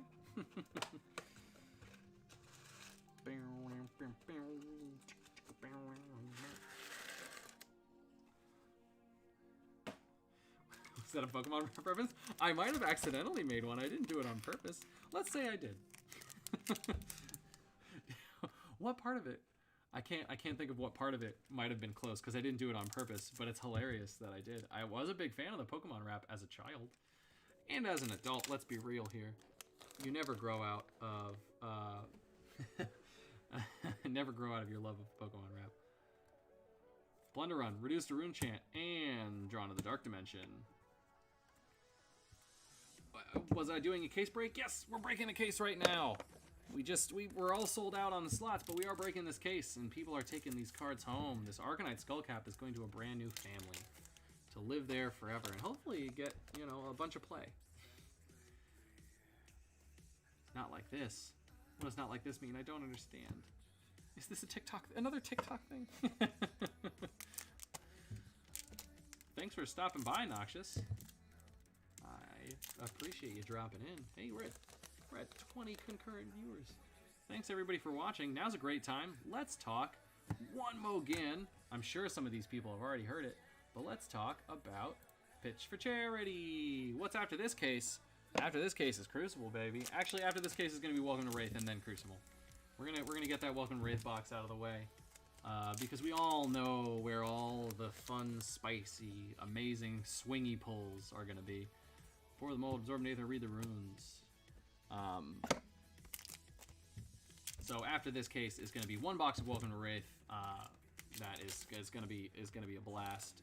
And then we are going to go straight into our 2 price profit. Hey, foil pour the mold there for our foil. We're going to go straight into our Crucible of War price profits. But before we go on to that, we're going to talk about Pitch for Charity again, because we've had a little bump in viewers. Pitch for Charity is a big charity event we're doing on January 21st. It's going to be a case break. Hey, and we got another Arcanite Ascendancy. That's a whole play set of Arcanite Ascendancies in this box. Wow. There we go. I'm going to just tuck that underneath the bottom where the rest of the play set is. Pitch for Charity. Big charity event. Going on the 21st. That's the stream date. But the date you really want to pay attention to is the 11th. That's Monday the 11th. We haven't determined the time the break slots will be released, but you will have break slots of every set, including Crucible of War. So Welcome to Rathe Unlimited, Arcane Rising Unlimited, and Crucible of War First Edition, the only edition of Crucible of War right now, will be available. And every bit of the proceeds after our costs goes straight to charity. January's charity is the ACLU, so we're going to be benefiting the American Civil Liberties Union with our case breaks on the 21st, going live on the 11th. So if you're looking to grab some cards and also support charity, remember, check out the Pitch for Charity page on thefabarsenal.com. If you want to get a notification when that goes live, you can click the little Notify Me button that's underneath the packet, underneath the purchase section. So click that if you want to get notified when it goes live. There are also other ways to get awesome flesh and blood stuff other than buying those case break slots. You can, if you're already buying a case break slot, donate on top of that by putting a tip in on the item. So if you are there and you're checking out a case break slot, there's going to be a little button you can click, and it'll say leave a tip. Normally you would assume that that was just like a tip for me to take home and, you know, buy my wife some coffee or something. But in this case, it's not that. Sorry, it's actually a donation straight to charity. So whatever you pitch in on that little tip jar there is going to go straight to charity on top of whatever you're buying at the moment. So when you put that tip jar in, if you put $5, we're going to give you a pack of rares for free. We're going to send that $5 straight to the charity, straight to the ACLU, that is. And then we are going to send you a pack of rares. So it's a little repack. It's going to have 12 regular rares and 3 foil rares. But you get that just for being a nice person and donating $5. I do make her coffee all the time.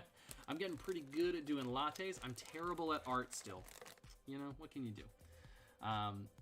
If you donate $10, not only do you get that rare pack, you also get an awesome Crew Catch-Up Pack, Crucible of War Catch-Up Pack from Unison Games Cafe that they kindly donated to us for our Pitch for Charity series. So if you donate $10, you'll get those rares, and you'll get a Crucible of War Catch-Up Pack created by Unison Games Cafe, which is, hey, commons and rares from character in Crucible of War. It catches you up. It's also a great condiment if you go ahead and squeeze it out on a hot dog. It also has a few rares and some foils in the back. They just tossed in some little goodies. It's not a guaranteed full playset of rares. Don't think that. But it's an awesome thing for, a Command and Conquer. There we go. We're gonna pause for a second to appreciate one of those Chase Majestic that everybody's looking for. Why won't you focus? Yeah, there we go. That gets you a better view of the card. Bam. Oh yeah, the catch-up packet at $25. Do we get a mustard pack? No, but at $20, you do get everything we've talked about so far. So that rare repack from us, you get that catch-up pack from Unison Games Cafe, and FabDB has kicked in a full 3-month premium subscription. So if you donate $20, you get all of that, and you get 3 months of free premium subscription to FabDB, which gives you access to all of their premium features. Some really cool stuff in there. They're really cool over there at FabDB, and the website is constantly improving. So definitely go check it out. If you haven't checked out FabDB already, I highly recommend it. It's a great place to put in all your collection, and also look up cards. You can get some good pricing info from them. It lets you search other stores. FabDB is awesome. It's a great resource that's been around since the beginning of this game, and it's just continued to grow with the game. And they're obviously one of the sponsors for the Pitch for Charity of January, so they're donating all of those. And then we've got another prize that's going to be with FabDB, but we can't quite announce that yet. We haven't finalized anything with them, but keep an eye out. I will be posting all of the prize tiers on the website under the Pitch for Charity event. So if you're in there on thefabarsenal.com, it's like /store/Pitch Charity. Just go to the website and search Pitch for Charity. You'll find it. You can get a notification. You click that little notification button for the charity event, which will tell you exactly when everything goes live, and you can also check out all those prizes, and you can also just get hype, man. Charity and Flesh and Blood? Come on, doesn't get better than that. Anyways, suck less patch for this ketchup pack. It's just confusing. Yeah, you can call it a suck less pack, but ketchup is so tasty on very limited things. I'm not a huge ketchup person. Yes, a lot of people couldn't get Crucible of War, and that's only becoming more common because Crucible of War is becoming harder and harder to get your hands on at what I would call a reasonable price for a player to just open and play. Not that Crucible of War isn't worth that much money. I'm not saying, it's too expensive right now. The market is what the market is. But for someone who's trying to get into the game and they need cards to play with, a little bit pushy on that end. So these Crucible of War catch-up packs, right? Yeah, Kumi was, you weren't the only. There was one other person. Shannon also donated. Flaming Man on Discord, he also donated and got I believe a ketchup pack and some mustard. I sent him some free mustard. But yeah, hopefully, that's true. Hamburger ketchup is pretty solid. Pitchforks and torsos. Yeah, why would you ruin a good steak? Catch right up. Oh, Crucible of War, catch right up. Oh, I like that. If it was my product, I'd change the... No, I wouldn't. Ketchup pack's great. Catch right up it's a really good thing, though. I'm gonna start saying it'll help you catch right up. I'm stealing that. These ketchup packs, they'll help you catch right up. But yeah. Yeah. That's true. You did say other. Yeah, you're right. I'm reading too fast. I get all jittery on stream. I'm just scrolling through it. Yeah, it's great play on words there. Okay, we've got our legend. We've got everything we really need right now. Anything else here is just gravy. So we're talking about all these condiments. Let's just fan right to the cards that we wanted to look at. Oath of the Arcanite, Absorb an Aether, and a foil tome of the Arcanite. I feel like it has to be kind of confirmation bias, but I feel like we're seeing a lot of Runeblade here. Oop, last pack. Last pack. I? Does Viserai see into the future?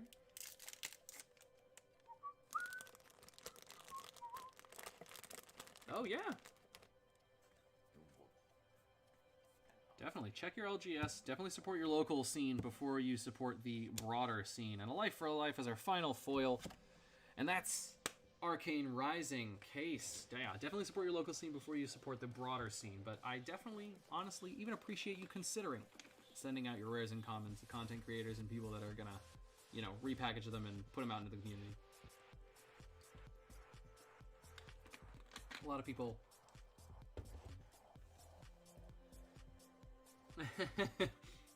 Oh, yeah. I would absolutely... We definitely take those. Those QR codes are so awesome. Honestly, they're really cool. I've been designing my hero decks, and I wish I would have thought of that. It's such a freaking cool idea. So if anybody hasn't checked out Unison Games starter decks, they've got these awesome starter decks where they put a little QR code on the back of the box. So once you have the deck in hand, and we're not talking about Pitch for Charity directly right now, so I'm going to drop that off. If you have it, you can just flip to the back of the box, scan the QR code, and it takes you to a video explaining like the bare bones kind of skeleton of the deck and how to play it, and like what the goal of the deck is. It's really cool. If you haven't checked them out, definitely check them out. They've got those cool starter decks up. We also have our hero decks up as well. So if you're looking for like starter content or just something to snag at a low price to be able to give away at your local community, or try to get like your LGS into the game because you don't have an LGS that's carrying the game, definitely feel free to check both of our stores out. I mean, honestly, they've got a really cool QR code. I don't blame you if you go over there and snag one of theirs. Okay, let's do our little summary of this, and then we're going to get to our Welcome to Rathe box break. We've got Arcanite Skullcap for our Legendary, which is sick that we had that called. Sad that we couldn't also pull a Teklo Heart. Boom, we got our Mordred Tide for our Foil Majestic. Our regular Majestics, we've got a Command and Conquer. Command and Conquer, just a little conch horn there. Teklo Core, Blazing Aether. We've got 2 red in the ledgers and a play set of Arcanite Ascendancies. Whoever, if you're playing Runeblade and you got the Majestics, there you go. Some sick tech for Runeblade right there. Foil Supers, we got 4. We got Lesson in Lava, Tome of the Arcanite, Chains of Eminence, and Pursuit of Knowledge for our Foil Supers. 4. You got Maximum Velocity, Pursuit of Knowledge, Tome of the Arcanite, Rapid Fire, Become the Arcanite, Knock the Death Whistle, Tome of Aetherwind, Ninth Blade, Rapid Fire, Spark of Genius, Pursuit of Knowledge, Tome of Aetherwind, Forked Lightning, Ninth Blade again, Endless Arrow, Induction Chamber, and Pursuit of Knowledge for our regular super rares. And we don't walk through all of the cards of every rarity, so I'm going to pack... Oh, you know what, though? You know what we do? We do these foil common equipments, the Null Rune, the Mage Master, the Talismanic, and the Vest of the First Fist. No arm pieces. Come on, no arm pieces. You gotta get those. Gotta get that. Gotta get that. No Rune Glove. No Rune Glove. Foil commons. Whip. Whip. Our rares in there, so that is everything boxed up. Arcane Rising break. Got all of our commons and our rares going over to Unison Games so they can make some of those awesome hero decks. Yes. How long was that counted off? Oh, just now. Are you sure? Yeah, I turned it in as I walked. Turned it off as I walked in the room. You guys know that. He's still drinking. Oh, good. Good. Wait, you're drinking in the sink? Yeah. Oh. So I thought No. the vet talked about how it could be really bad if he was overly thirsty. Well, I'm glad you plugged it in for me. I only unplugged it because sometimes it makes noise, but it isn't right now, so. Okay, so for this this four-way battle, obviously, not actually, all 4 ways. It's actually going to be a 3v1. It's 3 versus the house. I'm going to go ahead, and the house is going to guess 250. Let's say house 250. Okay, so we've got 3 guesses here. Crypto, you've got all 3 of them. So we've got a guess at 539.69, a guess at 685.69, a guess at 187.29, and then the house's guess at 250. So let's go ahead, and I have to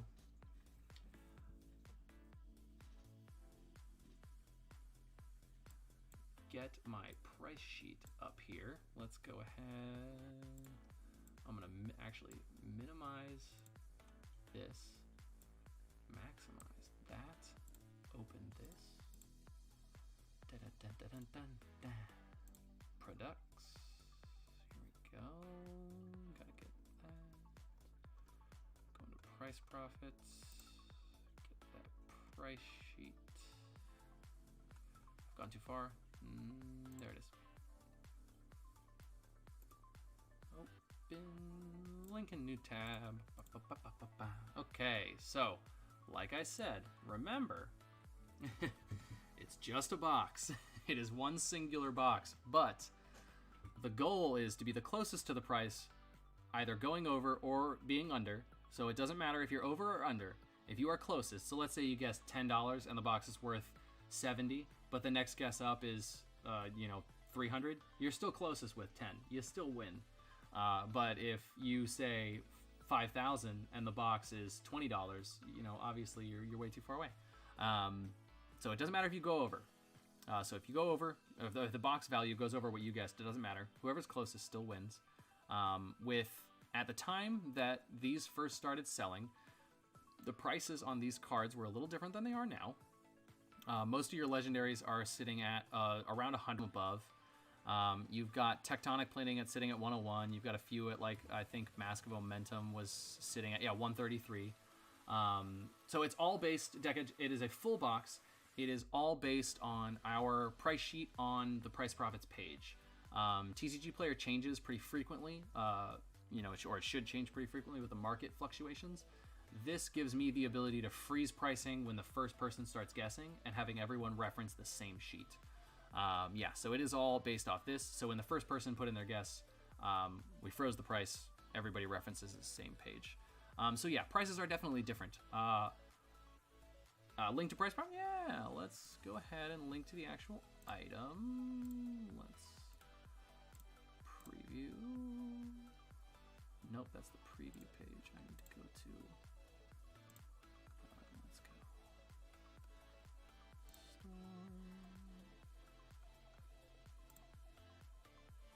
One sec.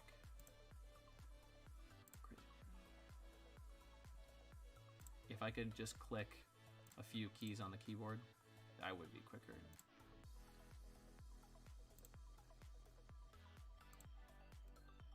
But I can't. Price profits, here we go. Copy link address.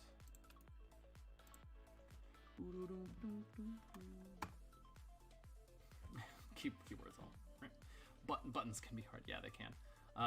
But yes, so that is Price Profits. You can check it out on our website. It's a great way to do a little bit of light gambling, but also with a little bit of skill involved. Because it's unlike Box Wars, it's not just randomly, I pulled the wrong packs out for you. You actually got to have a tiny bit, not too much.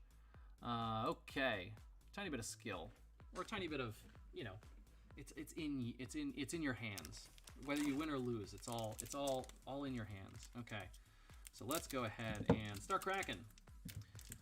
So I will call out the values as we come to them. I'm going to get my phone on calculator because that's the easiest way to add these as we go. Okay, I'm going to get rid of some of these Facebook messages that were there. Okay, so we don't have to worry about anything there.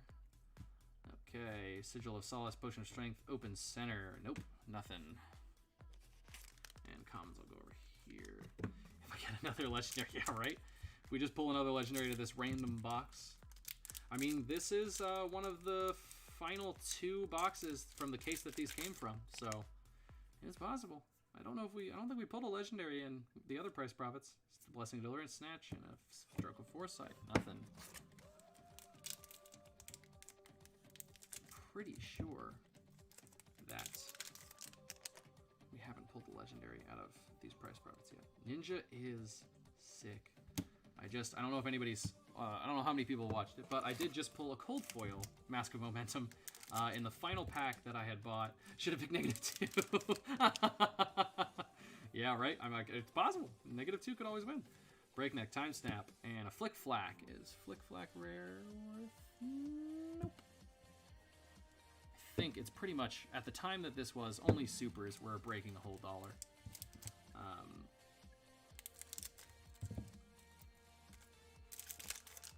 But yeah, I pulled a cold foil out of the last pack that I had when oh hey, Hurricane Technique. When I first bought into this game, Hurricane Technique 209 for the non-foil, 2.09. Okay, there we go. Our first super checking us in at $2.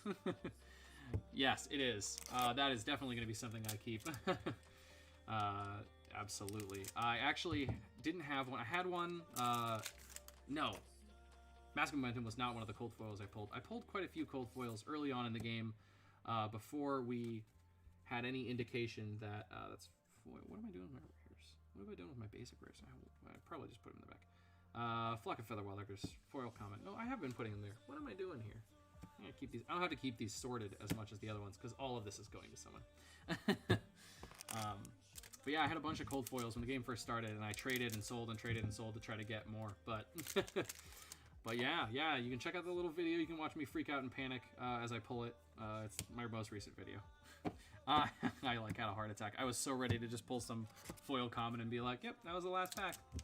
Thanks for watching, guys. But yeah, cold foil Mask of Momentum. Ooh. Yeah, Wizard is definitely tough. I've been meaning to get a few more games in with Wizard to just try it out. Whelming Gustwave, foil common. Yeah, right? Such a good card. You get so much value out of it. It's one of the ones that just, it actually pushes things. Oh, another Hurricane Technique. Well, there we go. We can just 2.09 again. Boop. Flock of the Featherwalkers. No, I have never given a card a haircut yet. Crack-a-pack-a. I have felt nervous. I felt nervous, really nervous about it at first when I first started. I was like, should I do this? Should I not do this? I think it creates a really nice clean cut. It's really good. It helps make it like I don't have to worry about because like doing this, I'm like, oh god, am I bending the cards? Am I bending it? And then you get to this point where you're like, okay, I gotta pull and do this, and I hate this. I hate it. So I was like, how do I do this where, oops, upside down. And that too, upside down, come on. How do I do this where I don't have to deal with all of that? And just, that was my solution. To cut them. But, yes, magic packs are way worse. Once you get to crew packs, sometimes they're open right out of the box. Wow, I've never had that happen. All my crew packs have honestly been, they're definitely very loose. Wow, we're just not hitting anything. We're at $4 in value right here. We're like halfway through. We haven't pulled a single Majestic in this box. I really should have picked -2. Jordan Brutality, Breakneck, and a Nimbus. Ouch. Yeah, Wizard is interesting. So you're playing a Call of Heart. Oh man, dude, Heart would be sick. That would immediately make those 4 and 500 guesses very accurate. Crit a smell, weird. I haven't noticed that. I've had a few crew boxes that look like they went through like a, oh hey, there we go, Iron Song Determination. Foil Blackout Kick, Iron Song. 67. Oh, there we go. There's the value. I almost put 167. $1.67. And then we got a Foil Blackout Kick. I'm pretty confident. Yep, nothing there. Wow, yeah. I've had a few that, yeah, they look like they went through a garbage compactor, but all the packs inside were fine and the boxes were fine. I was actually really surprised. One of them, I got it straight from distribution, and the bottom of it was just like moist. And I was like, oh, I really hope these cards inside are okay. I opened the case for myself, obviously, because I wasn't going to risk it trying to, pawn that off on somebody else for a case break. I was like, yeah, I'll open this for singles for the store, and if it's bad, I'll take it to the distributor and be like, hey, like I wanted to return this immediately, but I didn't want to just have you throw away product if it was gonna be okay. Yeah. And it was fine. Every single card in there was fine. It's very shocking. But Crucible definitely had a lot more stuff that was it's really interesting because normally it would have been more. It would have been considered damaged by the distributor because they, on a lot of things, they have a pretty not lenient policy on damage. So like if a board game has like a crunch in the corner, nope, damaged, and they sell it at a different price to try to get people to move it so you can put it on your ding and den shelf and stuff. But yeah, Flesh and Blood, some of those cases looked abused, and the distributor was like, "There's no way, we're not offloading this for less. Everybody wants it so bad, we can't." Drone of Brutality, Steelblade Shunt, Crush Confidence, just all these foil commons. Absolutely no heat. Absolutely no heat. Thank God we're finishing with Crucible and not moving on to Crucible before this. Sigil, Flusterfist, Wrecker Romp. Oh. Ugh.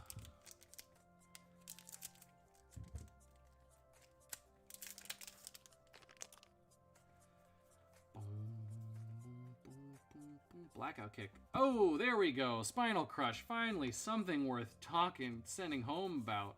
Spinal Crush. Okay, what was Spinal Crush at like a month ago? $9.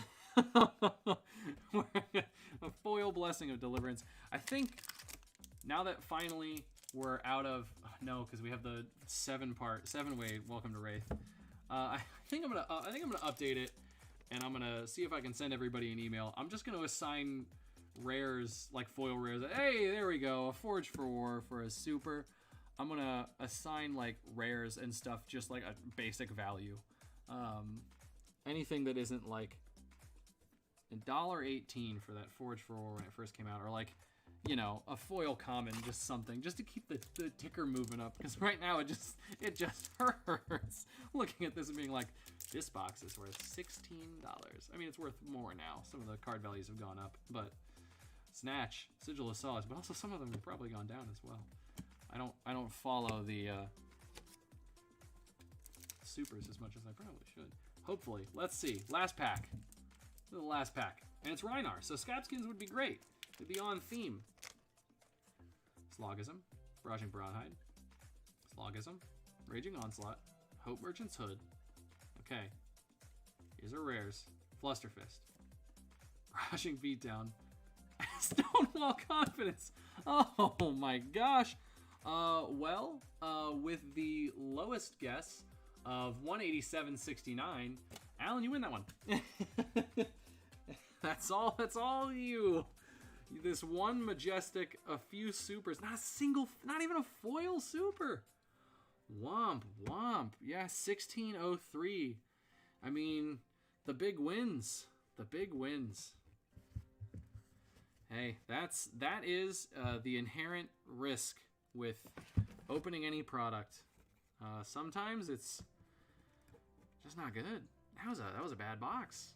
Womp indeed. I'm gonna just keep all these sorted, but just kind of stacking them in there. Only one thing that I put into a sleeve. At least that was a majestic.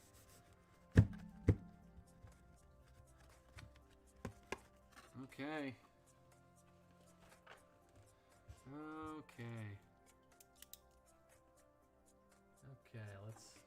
I'm gonna post it. Oh, wait, what am I doing?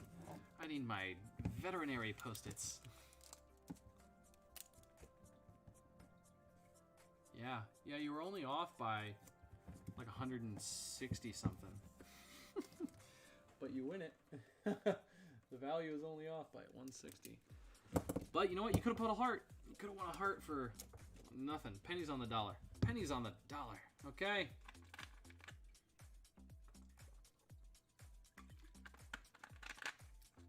We've got one more. You know what? I've got the Arcane Rising break that we need to do. But let's do a Crucible just to break it up. And then we're going to do the Arcane. And then we're going to do the Crucible. I have the Crucibles right here. If you don't mind passing me that box, my lovely lady wife. No, another Price Profits. Yeah, I need to get the other price profit. Okay. Let's do it. Look at this. First edition. Okay.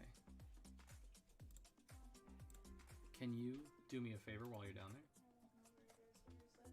It's, you know, the little shelf that's next to my, like, sorting dining table. It's, like, in the middle, like, behind some stuff. If you can see it. If not, don't worry about it. Arcane Unlimited? Arcane Unlimited, yeah. Purple box. Just one box? Yeah, just one box. It's price profits.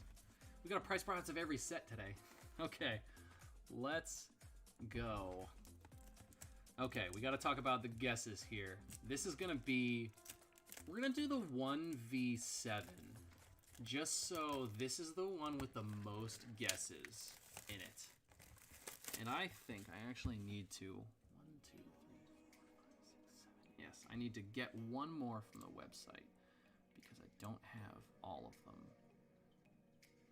Cancel. I'm going to open this right now so I don't have to worry about that. Yeah, the newest guess is just in. Nope.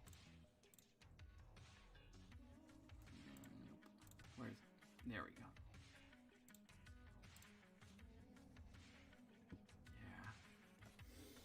Yeah, I smell it too. It smells pretty good.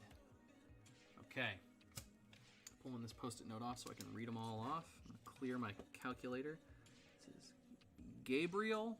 You are the final purchaser of the 1v7. And your guess is, where am I going to find it? 147. Okay. And now, remember, you're probably hearing 147 and going, that's absurd. There are some Majestics that are worth that alone. If you pull one cold foil, it's already double that. Remember what I said in the beginning. This price profits is based off the prices when the first person bought in, because I'm not going around and changing it every 2 days. So, Festus, you are about to see. You're in just in time. We haven't even started opening this. It is the first price profits. It's the 1v7. So in this, we've got Gabriel at a price of 147. We've got Mandy at a price of 873. Hoping for that shard. Adish G, I believe. Adish, if I'm saying your name correctly. I hope I am. You've got a guess of 400. Andres, you've got a guess of, I believe you had to message me. You were the person that I figured out a different price for. I'm going to come back to that one. Sorry about that. Jamie D, we've got you at a guess of 260. For Chris G, we've got you a guess at 266. Very close. Festus, we've got you at a guess of 340. Alan, we've got you at a guess of 1,015 and 69 cents. And let's go ahead. Let's see if I can find this email.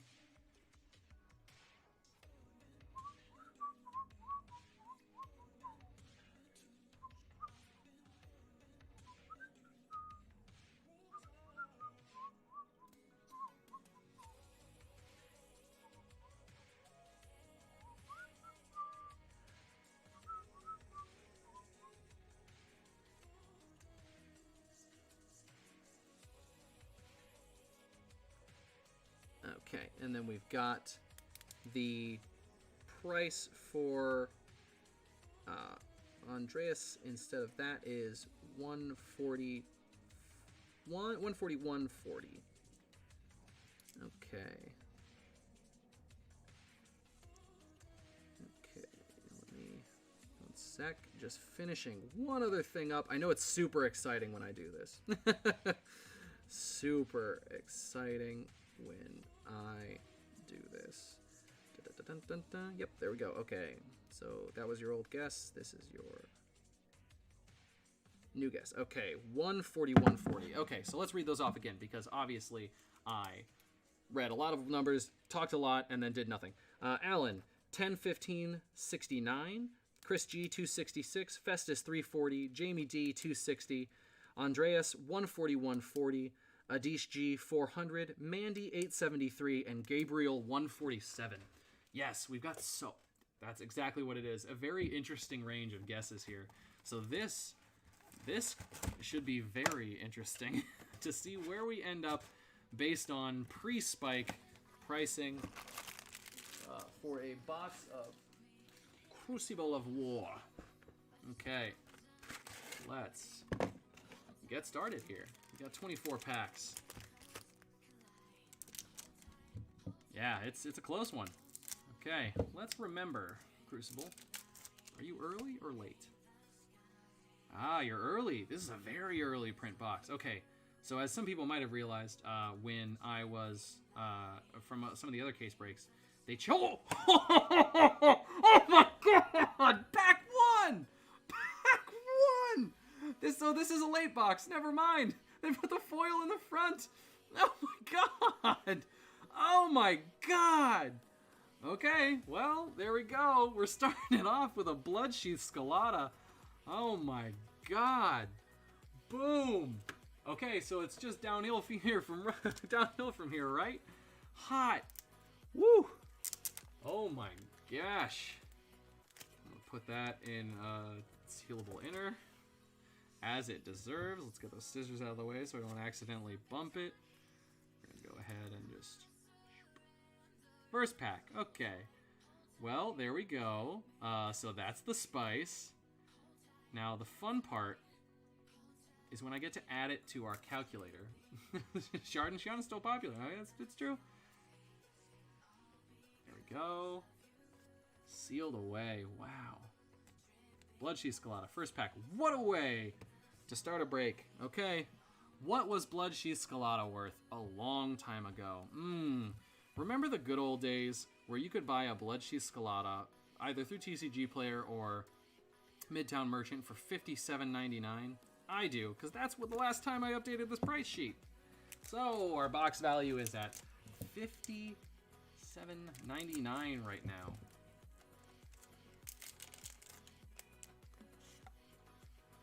Okay. And because this is Crucible, we actually flip, riled up for a foil common. And I am going to do the automatic flipping so I don't have to keep doing that every pack. Yeah, right? Remember when you can get a cold foil for under $60? Pepperidge Farms remembers. Dauntless. Kaio. Kaio's worth something. Where are you, Kaio? 233. And an Overblast for our foil. I keep doing it. I keep flipping them back over, just to know, or just because it's like habit. With other packs, you want them facing right up. Okay, Mauvrion. Coax a Commotion. Hello, non-foil. Guess what I used to go for? About $12.39 plus $12.39, $72 we're up to. Barraging Bighorn for our foil. Nothing there, just literally nothing. And I did it again. I flipped the pack back. I'm doing all the work against myself. Towering time. Wait, what am I doing? Foil rares down here. I hadn't pulled a foil rare yet. Same price now? Yeah? I thought it had gone up as well. Teklovasin's Workshop. Well, you heard it here first. You heard it here, folks. Whatever. You know what I'm saying. We're sleeping on Cokes.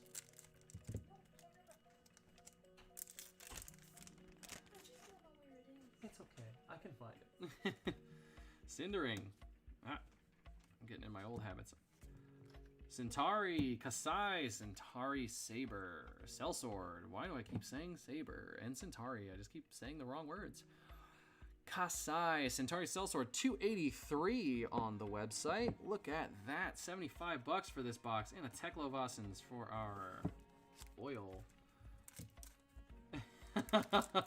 All right, that's like a lot of people were like, "Oh, what's the pricing based on?" And I'm like, I'm making my own list because y'all know there's gonna be some shenanigans. Reaping Blade, hey, the non-foil, $1 and a penny. Back in the day. And a plasma purifier. Hey, $6.29 for a plasma purifier. There we are, plus $6.29. And a bittering thorns, not biting thorns. Yeah, I had some people messaging me about hosting this tonight, and they asked me, plasma not 70. Oh my god, non-foil? I had a lot of people, not a lot of people, I had a few people message me, and they were like, is that right?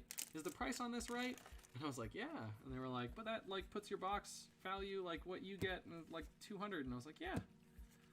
Oh, seismic surge token. And I was like, yeah. Wow. We all know a seismic surge token is sleevable. And was it back then? Yes. It was still $9 at the time. Well, last time I updated this. Sorry. You okay? Yeah. Okay. Oh, that's all non-foils.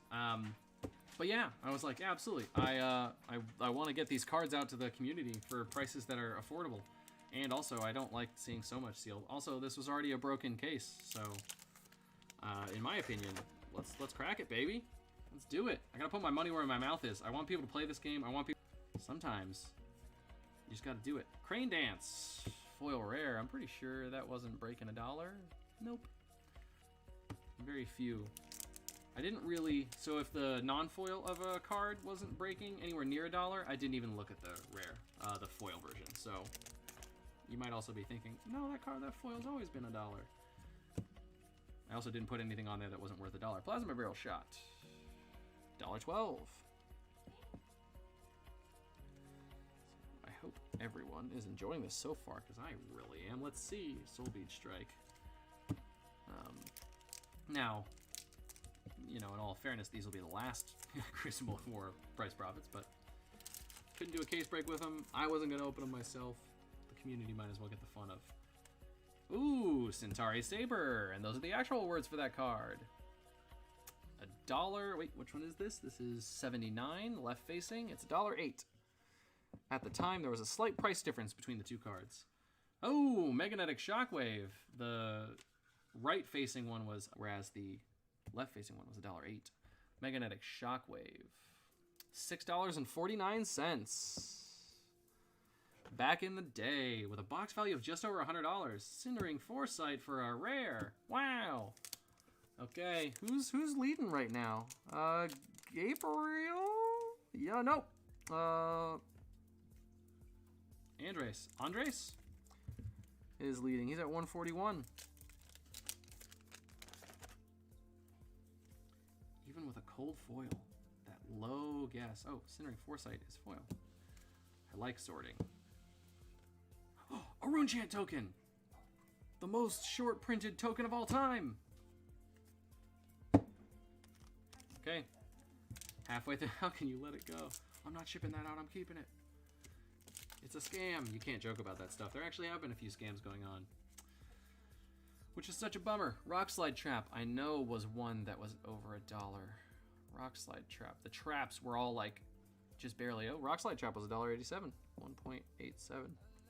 It is a massive bummer that some actual scams have been happening. Pinfall Trap, another trap that has a little bit over $1. $2.68. Such a varying difference between the two traps. Swing Fist, Think Later.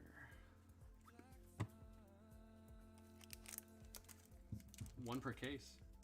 I've pulled so many more than one per case Rune Chain tokens. I had cases where I pulled. What was one case I pulled like 9 of them?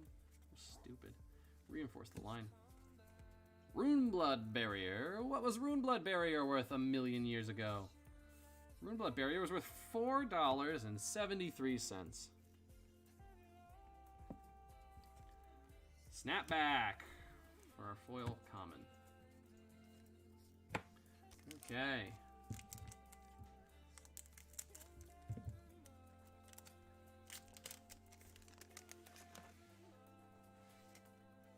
Walrian Skies. Promise of Plenty.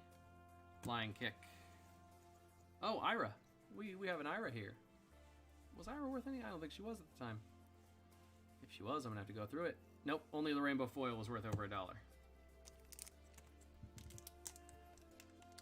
$75 and 40 hours hard labor. I'll trade work for cards.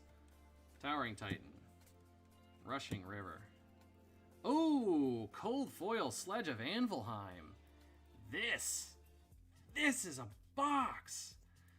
Okay, it's going right into the sleeve. Bam, Sledge of Anvilheim. Okay, that was 1866. Wow. $18.66 right there. Ladies and gents, we're up to $129. $129. It could easily swing over the 141 into the 147. Foil Runeblood Barrier. Okay, what we at now? Foil Runeblood Barrier was $15. So that plus 1.5 Runeblood Barrier. We're at 144, which officially puts Andre still in the lead. Oh no, Lekron? I don't know if I'm saying it right. I pointed it out. You probably just missed it. Our price charts freeze when the first person buys in. That's why we always tell people to look at it before they put in their guess. Marvin Skies, because it's always based on that price then, and especially with the price buyouts, the way they are, there was no way I could keep updating this and keep letting people be like, hey, I know you put in a guess already, but like, yeah, I know it was 3 weeks ago, but the prices have changed drastically. I need you to put in another guess. It just wouldn't be fair to one person over the next person, so Redliner. We got a little value there. $2.03. Oh, what just happened? My calculator went crazy. Oh, it just added 15 to it again, so I'll subtract 15 because I accidentally hit. There we go. Plus, what did I say? $2.03? Redliner? Yep. 2.03. Boom. 146. Unified Decree. Oh, there we go. We're at 505 for the non-foil. Plus 5.05.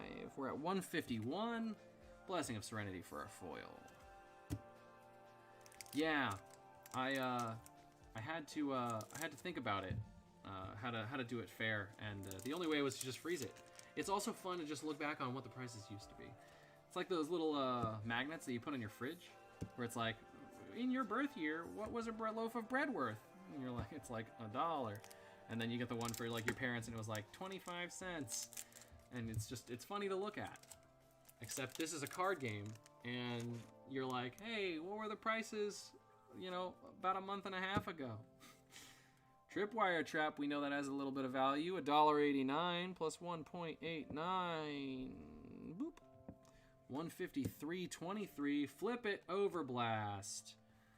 Come on, I want to see a Shiana. I was about to message. Okay, flip it, Mauvrion. Flip it, Barraging. Flip it, Chokeslam. Yeah, actually, I feel bad if we saw Shiana today. Because Flaming, one of the guys that's participated in like all of the Crucible case breaks, didn't get a chance to snag one of these. Didn't want to risk it. Rushing River. So he's been chasing. Oh, Feign Death. He's been chasing Shiana hard with us. So not to anyone else's offense, but I hope if we do ever pull one on stream again, I would like it to go to him. $8 for a Feign Death.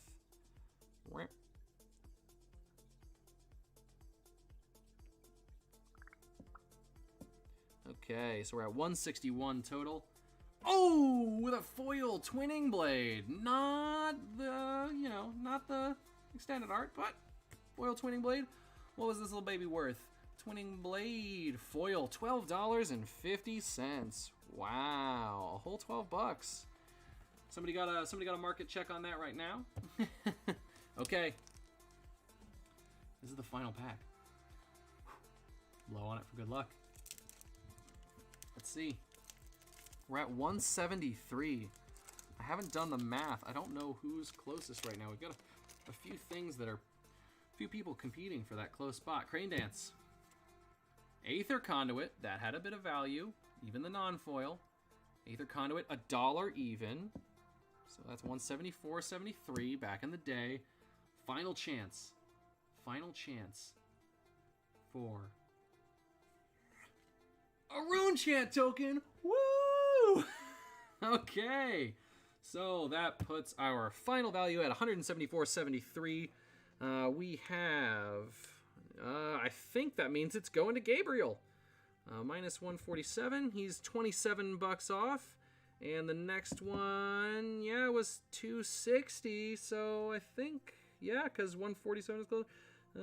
Just double checking, making sure I don't, totally destroy anybody's day. Yep, that's Gabriel. Last to buy in. Winner of the box. He guessed 147 and we got to 174. He was only 26 bucks off. Okay. Let's go ahead and box this bad boy up. Just gotta get a little box here. Yeah, wow. So, how does it feel, Gabriel? You just won a Bloodsheath Scalata and a Sledge of Anvilheim. 25 bucks plus shipping. That is a crazy day. And I hope you're excited. If you're not watching right now, I hope you're excited. But also, I hope you're watching. Maybe you're just not at a keyboard. 20 blade in there. Your order doesn't really matter because it's all going to the same place. Okay, I'm going to put a post-it note on it. And we're going to mark Gabriel as the winner. A little heart next to it. Yay! Gabriel, 174.73. I like to keep track of where we were, too. Okay. Now, I am going to take a very quick break to run downstairs and get this box of Arcane Rising Unlimited for our last non-Crucible box break, and that's a 1v1, so we're gonna have Arcane Rising Unlimited with Andres and Alex, so just wait 1 sec and we'll be right back.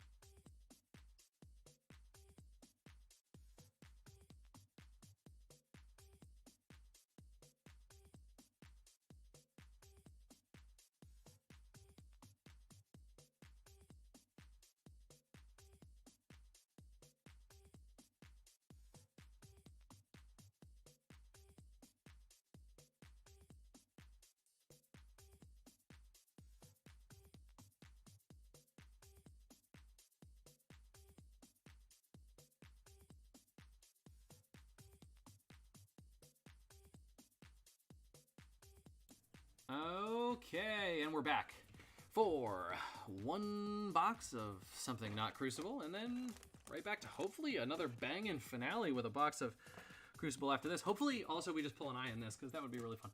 I'd really enjoy to see that happen. Okay. I hope the salad at least tastes good. Like Ron, I ordered a salad in your first time in your adult life. Does it have, like, chicken on it or some kind of other protein? Because those salads are really good. I enjoy a salad. Okay, Arcane Rising Unlimited. We've got a 1v1. There's only 2 people participating in this, and they are Andreas at 178. I think I keep saying it differently just because, like, at some point I'll get it right. I'll have it wrong a lot, but I'll also have it right a lot. And Alex B. So Andreas is at 178, and Alex B is at 100 even. So let's rip it open and get to Crack-a-Pack-a in. Is Crack-a-Pack-a still here? Okay. I gotta switch over my display to the Arcane Rising Price Profits. Boop. Close that out. The font is bigger on this page. I don't know why that is. I'm pretty sure I copied and pasted the formatting. I ordered a piece of cake for protein. I. Boom, boom. Boom, boom. Boom, boom. Boom, boom. Crazy case. Okay. Convection amplifier. Life for a life. Moon wish. We all know there's no value there.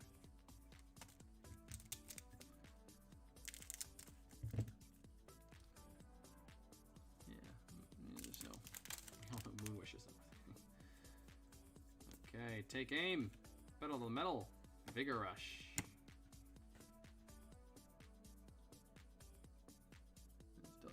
Double check it. Oh, pedal to the metal rainbow foil. Ah, only the foil is worth a doll hair. Oh well. Weird that one snuck in. Pedal to the metal rainbow foil only. Silver the tip. Stir the aether winds and Arena's prayer. Foil. Silver the tip. Nope. Nope. Okay. No value on the board yet. No value. I really do need to assign some kind of value to just literally almost any card. It's a bad. You're bad at this. If I can't get it, I can't get it. Don't worry. I hear there's a medicine for that. If you can't crack an eye.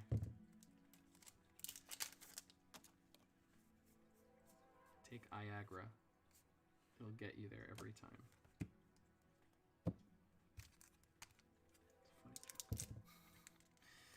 Come on, let's see some spice. Let's see that Teklo Heart Foundry we were waiting for earlier. For the mold, take cover. Searing Shot.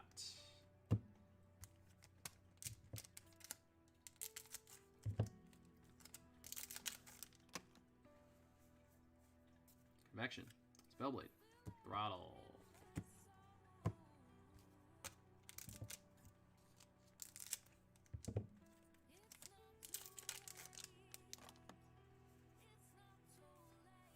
Mordred Tide. Here we go. Let's get it.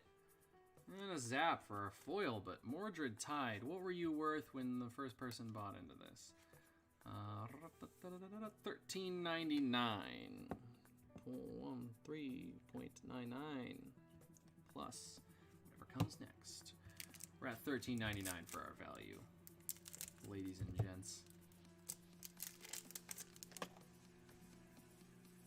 Life for life. Arena's prayer. Aether Spindle. Not an eye. That is true.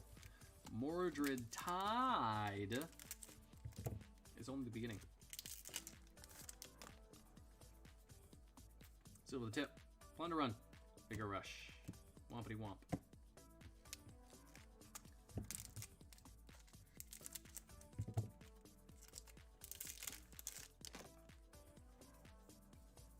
Spellblade Assault. Rapid Fire. That's probably like $250 at the time. This was $249 technically. I gotta get it down to the penny. $249. Our first super. Fervent Forerunner for our foil. This is half the box. This pack, half the box. We're at like $16. I definitely got to change these prices. Oath, take cover. Crown of the Dark Dimension. Yeah, you gotta back up. Yep, 1648.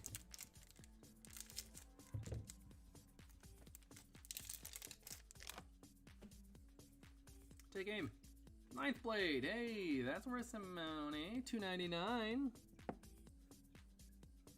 We're at 1947. Oh, and a foil. Super. Foil Tome of the Arc Knight. Let's go ahead and put that in a sleeve because I like my foils nice and neat and tidy when they arrive at people's doors. Tome URST Tome of the Arcane foil, $3.99. Finally, we're almost breaking the $25 line.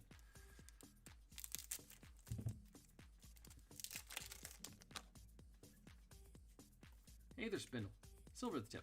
Oh, foil bullseye bracers. That's not bad. I'm pretty sure when this was frozen, it's $4. It's technically the most expensive card no, Mordred died. Technically the most expensive card forgetting about the Majestic that they pulled already. To 27. Yeah, these numbers make it seem sad to open a box. What have I done? I've done such a disservice to this game. Somebody's going to be watching these as like a prospective player and be like, wow, the box is only worth $20? No, silly. Absorbent Aether, Pedal to the Metal. Not the rainbow foil, though, so we know not to check that.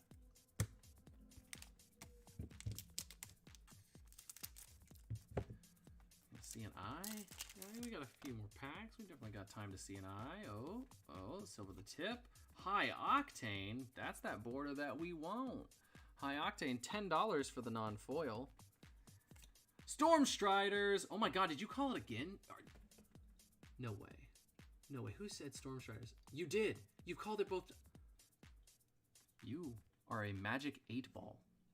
What is happening? Storm Striders. Okay. This is getting real, guys. He's called both of them. Another Majestic and a Storm Striders. Okay, what was Storm Striders worth when this was frozen? $119.99 plus 119.99. We're at 157, which I hate to say it. You did. I hate to say it, does decide this game. No matter what's in these other packs, Andreas is closer at 178 versus 100.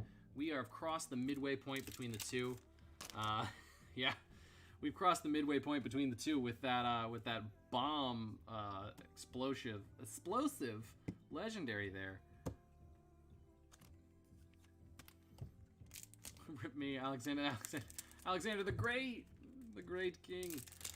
Once a hero, but fallen, sadly. Yeah, but let's see what's left in this box.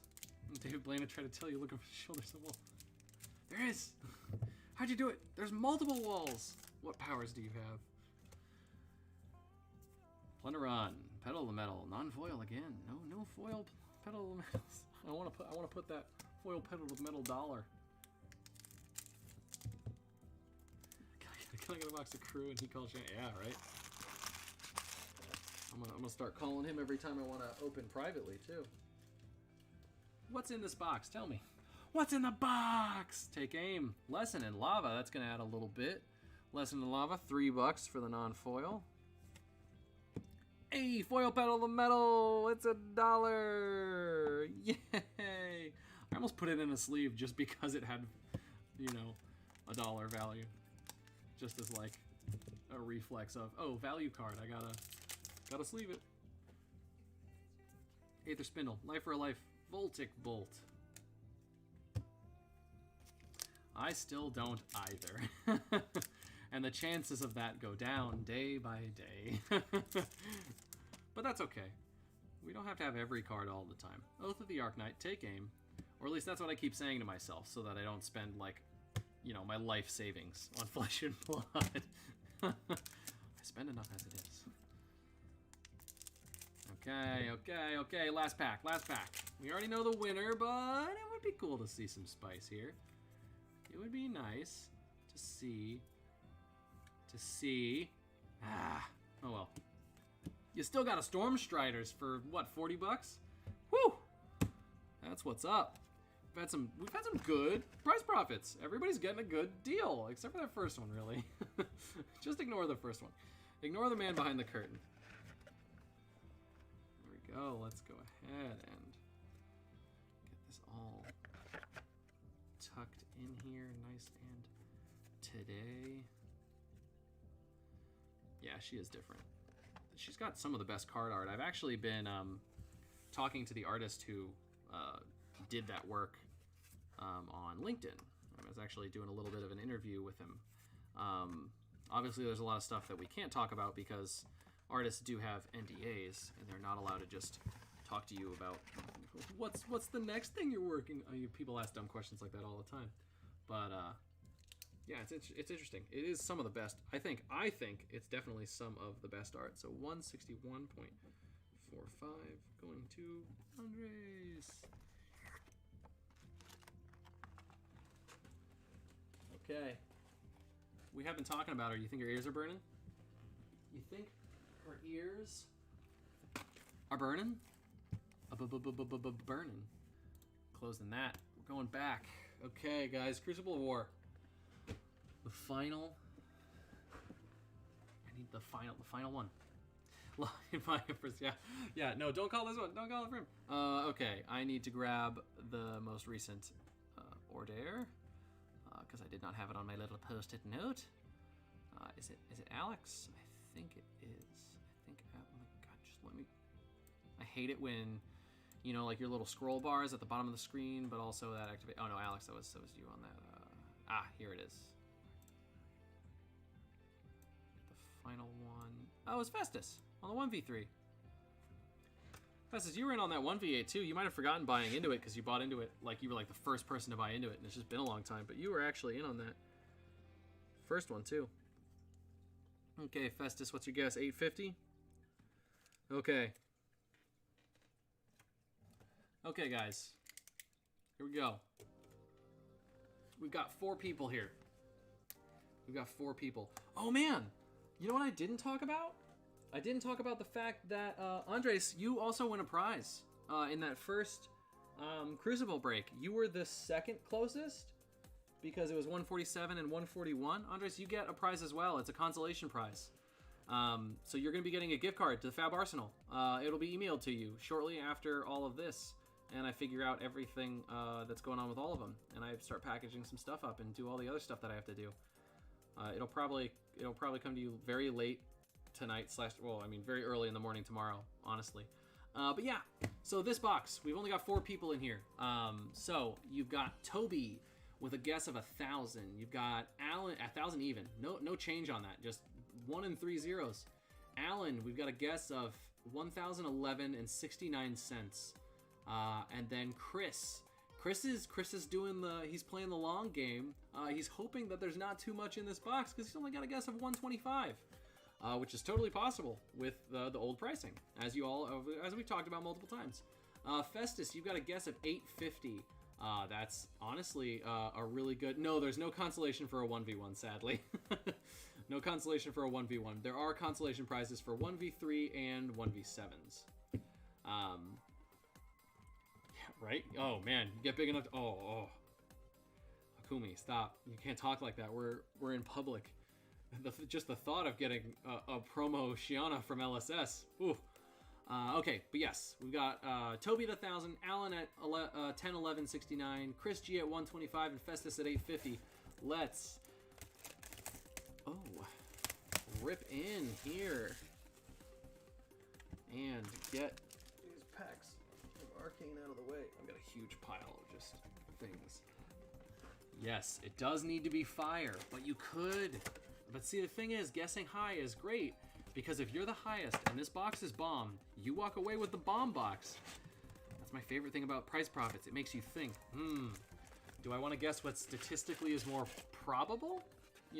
A nice medium value box, something that's, a few hundred. You pull a cold foil, okay, cool. You pull this, okay, cool. Nothing crazy.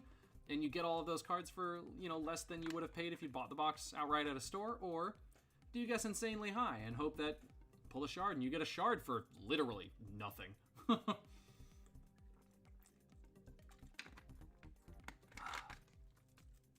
hydrate so you don't dehydrate. Okay. My berry propel. It's just sugar and water. Put sugar in water. Okay. Back one, Edge of Autumn. Okay. There we go. That's already just dollars on the. Oh my god, no, Edge of Autumn when I did this, Edge of Autumn was not even worth $1. Oh my goodness. Okay. Talishar. Let's see. Was Talishar? I think Talishar was. Because Talishar is a unique... Nope, it wasn't either.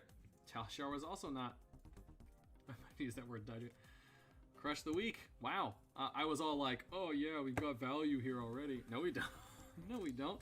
Pack one, nothing. I can't believe Talishar wasn't worth $1. I get that Edge of Autumn was like a card that was already available, so it wasn't worth a whole doll hair, but Aubrian Skies, Towering Titan, reinforce the line for a foil. Foil Royale. Oh, and what I should do is this, so I can get those cards more in frame. I can't really actually see 100% the frame.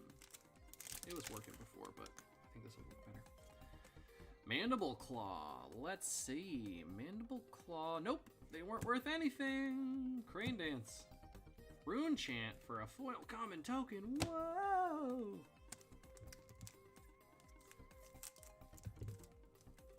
If anyone wants to sell me a Rune Chant, I'll buy them for 10 cents a piece.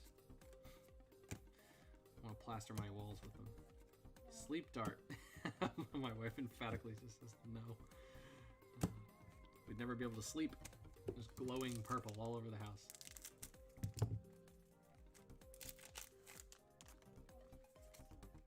Benji. Benji's gotta be worth at least $1. Yeah, he was. He was worth literally $1. Alright, there we go. Benji starting it off at $1. Cindering Foresight for our foil rare. Well, a foil Rune Chant token going for $30 on that's insane. That's insane. That the only reason I can believe that could think that would ever happen is because someone's like, you know what? Okay, I gotta eat some fees, and we gotta ooh, Crater Fist, and a hat would it would be sick, dude. I love purple too. Purple's great. Crater Fist. What were you at? $9.59. Remember the days when $9.59 approximately would buy you a non-foil Crater Fist, meet and greet for a foil common. The only reason, I'll sell them at $25. Sure. Rune Chant token off. I can sell them all at $25. I have 1 billion of them. I feel like I've pulled more foil Rune Chant tokens than anything else. Mandible Claw, we know, was not worth anything. Surprisingly, Project Bighorn, Bathing Helix, definitely not worth anything. Yeah, it's $25 free shipping. Buy my Rune Chant tokens. Oh man, that's rough. I feel bad. Sledge of Anvilheim. There we go. Non-foil, but sledge. $1.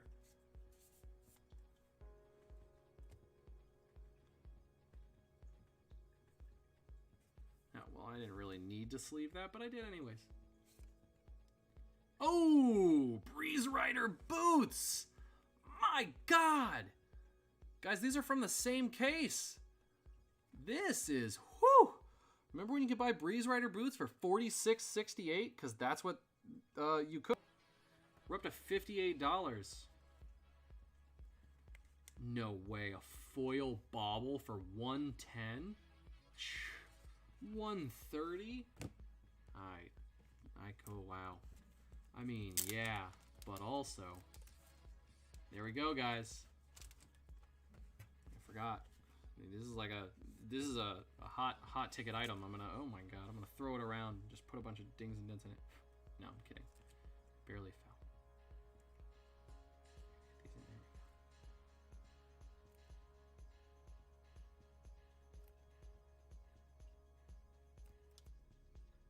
Pushing very slowly. Very deliberately. Sealable inners are great, but they're also always nerve-wracking to put them in.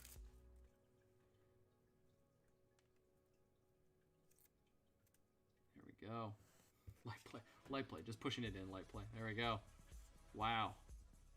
Sealed inner. Breeze Rider boots. Cold foil. We're not even halfway through. Honestly, though, like everything's light play. Like the second you touch it, get on TCG Player and somebody's like, oh, it's like light play. Promise of plenty.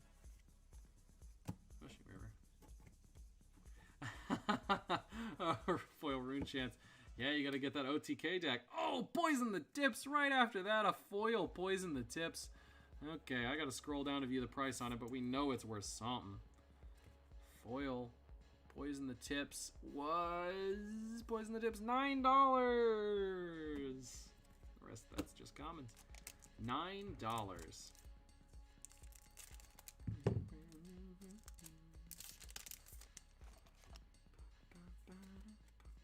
High-speed impact. Oop. Plasma Purifier. Woo! Okay, non-foil, $6.29. Plus $6.29. We're at $73.56. Our foil is a Foreboding Bolt. Lame.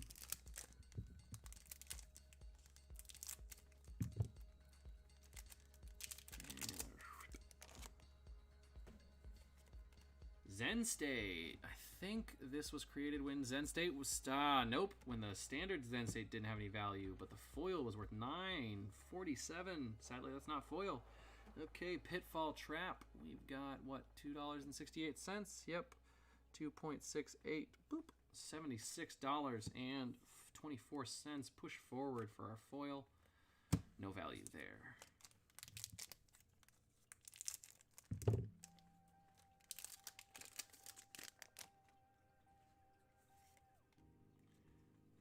That's also another reason. Oh, there we go. Yes, Zen State foil is definitely short print. Zephyr Needle. No, what am I doing? Zephyr Needle. This is the right facing, so that's $1. They're both $1. Yeah, you're getting one Sledge of Anvil. Oh, foil Kavdane. One Sledge of Anvilheim sleeves. The rest of these foil weapons aren't getting sleeved. Foil Kavdane. What were you worth back in the day? $20. Not bad, not bad at all. We're at $97. Okay, this is commons. I already passed the foils. I don't need to do that. We're halfway through the box, and we are at, like I said, $97. And with the way it is, unless we pull a shard, it's pretty much Chris's box. Rare. Combustible Courier.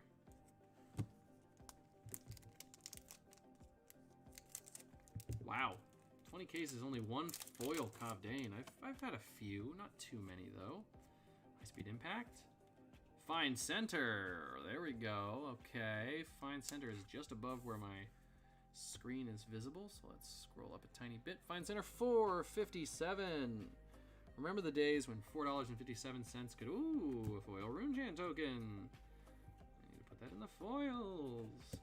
When $4 could buy you a Fine Center. I just recently bought a Fine Center playmat. It was also definitely not $4. It was only like $60, so it wasn't too bad. I bought it with a bunch of other stuff too. Data Doll, $1.34. What am I doing? Plus $1.34. Shloop. Non-foil, Dauntless. Meet and Greet. Bummer. Oh, meet and greets are foil. Hiya, just clip the whole top off. Crane Dance. Twinning Blade. This was back when non-foil Twinning Blade was like $3.43. Gotta stop doing that voice. $3.43. Unless people don't hate it. If the voice is grating on you, tell me. Mauvrian Skies for our foil rare. Foil rare. Okay. Next pack. Dare you open a pack without No! It'd be impossible, Nick. Rushing River. Barraging Bighorn. Blessing of Serenity. Also, I open them with scissors just to eventually start making these coasters again. I have 2 gallons of resin. I just I have no space in my garage right now to set up all the resin stuff, so. Dauntless. I have not made another set. Also, the first set I made haven't sold yet, so, I'm not in any hurry. But I have Crucible of War ones. I need to get around to it. Need to have a coaster day. Maybe me and the wife can do some arts and crafts. Coaster day. She says yes, please, so I just gotta get her to clean it, right? Pitfall Trap. We know that's worth something. Pitfall. $2.68. Joking that I gotta convince you to... Oh! Foil cracked bauble! Hey! I know this list is old, but cracked bauble was still worth something. Do you guys remember when foil cracked bauble was literally selling for $5? $5. Like 100? More? 90? Yep. That is a hit. And it only puts our total up to $114. $114. Yeah, when they first were figured out they were such a short print, they started out at around $5. The TCG player average price was, I think, like 5 or 6, and I cross-referenced TCG player and Midtown Merchant, and yeah, it was like, I think it was like 5 and change, but I rounded it down. Rain Dance, Malverian Skies, Foreboding Bolt. Yeah, and then we sold the first one, so I froze it, and then things started to get crazy, so I definitely left it. I would definitely work 2 hours for a ball. Absolutely. Reinforce the line. Righteous Cleansing. There we go. Get some good Guardian cards in there.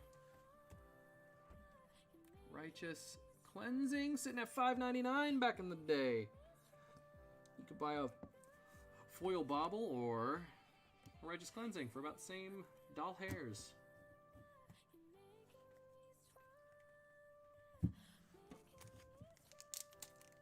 Provided no Shiano Shard. Yeah, alright. Alright, we got an offer from Akumi for value of the box for just the boots. Promise of Plenty. Barraging Bighorn. Pathing Helix. Last pack. Last pack of the final box of the night, guys. This is always a time where I sit back and reflect on what we've talked about today. We talked about all the price profits. We've talked about Pitch for Charity. If you weren't here when we talked about Pitch for Charity, it's an awesome charity event we're running. January 21st, the stream will go, the slots will go live on our website on the 11th, so keep an eye out for that. If you want to, go ahead and click the remind me when this is available, and it'll ping you. It'll ping you when you get the when the items are uploaded. So go ahead and definitely do that. Everything, all the proceeds after our costs go to charity. So we've got cases of Welcome to Rathe, Arcane Rising, and Crucible of War that are going to be available for break. And like I said, everything goes to charity. There's a tipping function on those items, so if you tip certain amounts that you can view on the website, I won't go through them all again for everybody that's been watching the entire time, but if you tip certain amounts, you will get free little swag prize, and all of those tips are also going directly to charity. So we're just passing that straight through. We're going to do one big lump sum donation. You can also send any direct donations that you want to make to receive those prizes as well to arsenalcharity at gmail.com on PayPal. So that's arsenalcharity at gmail.com on PayPal, and anything you send in there in the same denominations as it is on the website for the Pitch for Charity event. So that's $5, $10, and $20. That will go straight to charity, and you'll get the same prizes that you would if you tipped it on the website. So yeah, definitely check that out. I'm super excited. Our Pitch for Charity for this month is the ACLU, and they're definitely going to need all the help they can get soon. So yeah, please check that out. We're being sponsored in part for our prizes by Unison Games Cafe, so check out their website, and also by FabDB. We're giving away some premium memberships to their website, so definitely check those guys out as well. And that's everything for that. Taking that away, and we're going back to my double screen so I can see. Centauri Saber, right facing. This is number 80, and I believe that is the one that's dollar and a penny, 1.01. 121, okay. Second, Crane Dance, nothing there, okay. Okay, so you're guessing Malverian Skies, Crypto. Nick, you're hoping Shards. Nah, Reinforce the Line, nothing there. Okay, so with a total ending value based on the old prices on the price sheet, it's $121.26, meaning that is going to Chris. So what would have seemed like a just out of the blue low guess is actually the correct one. Chris, you win with 21.26, so $3.74 off of the end price, but you still win the box.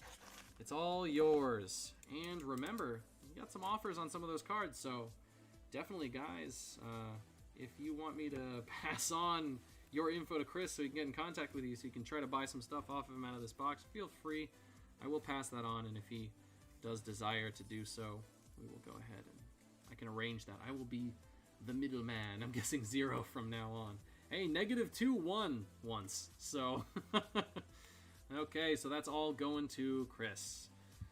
Thank you, everyone, for playing Prize Profits. I'm glad that we could open up a few more boxes of Crucible of War.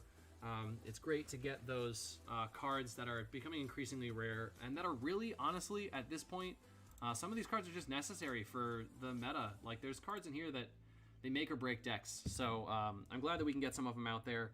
And instead of just sitting on a shelf sealed for so long, they're actually going to get on a playing field. The charity is probably going to be the next stream.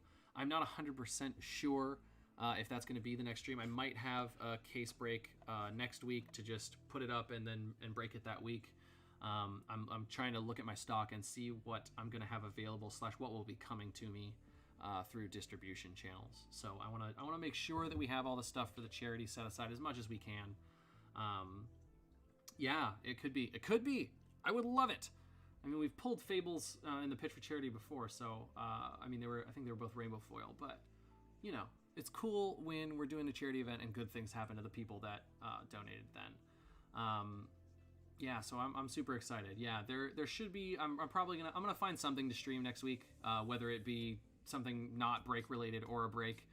We'll definitely have another stream, or at least some video uploads in the coming week. But yeah, the next big break, the next Crucible of War anything is going to be that charity stream. So if you are looking for more Crucible of War cards, make sure you go to our website, priceprofits.com. You know what? I'm gonna watch this. I'm gonna pull the keyboard out. Oh my god, I'm gonna mess up my playmat. Oh my god. You know what I'm gonna do? Watch this. I'm gonna click the socials tab. I think I updated this one. Does this show all my? Yeah. Oh, it's not nearly as entertaining as the. Oh, here we go.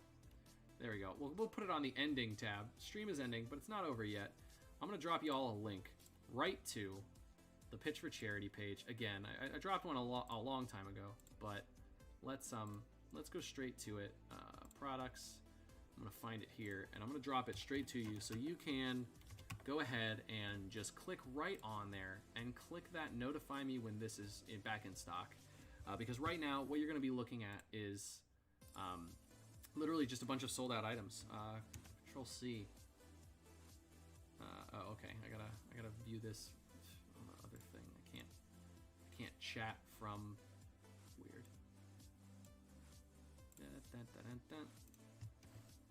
There you go, guys. That is it. So you can click that notify me when available, and it'll notify you. You've also got a link to the ACLU's page on there. So if you want to check them out and figure out more about what they're about, maybe you haven't heard of them, maybe you just haven't looked them up. You know vaguely of them, and you want to learn more. Please feel free to donate there.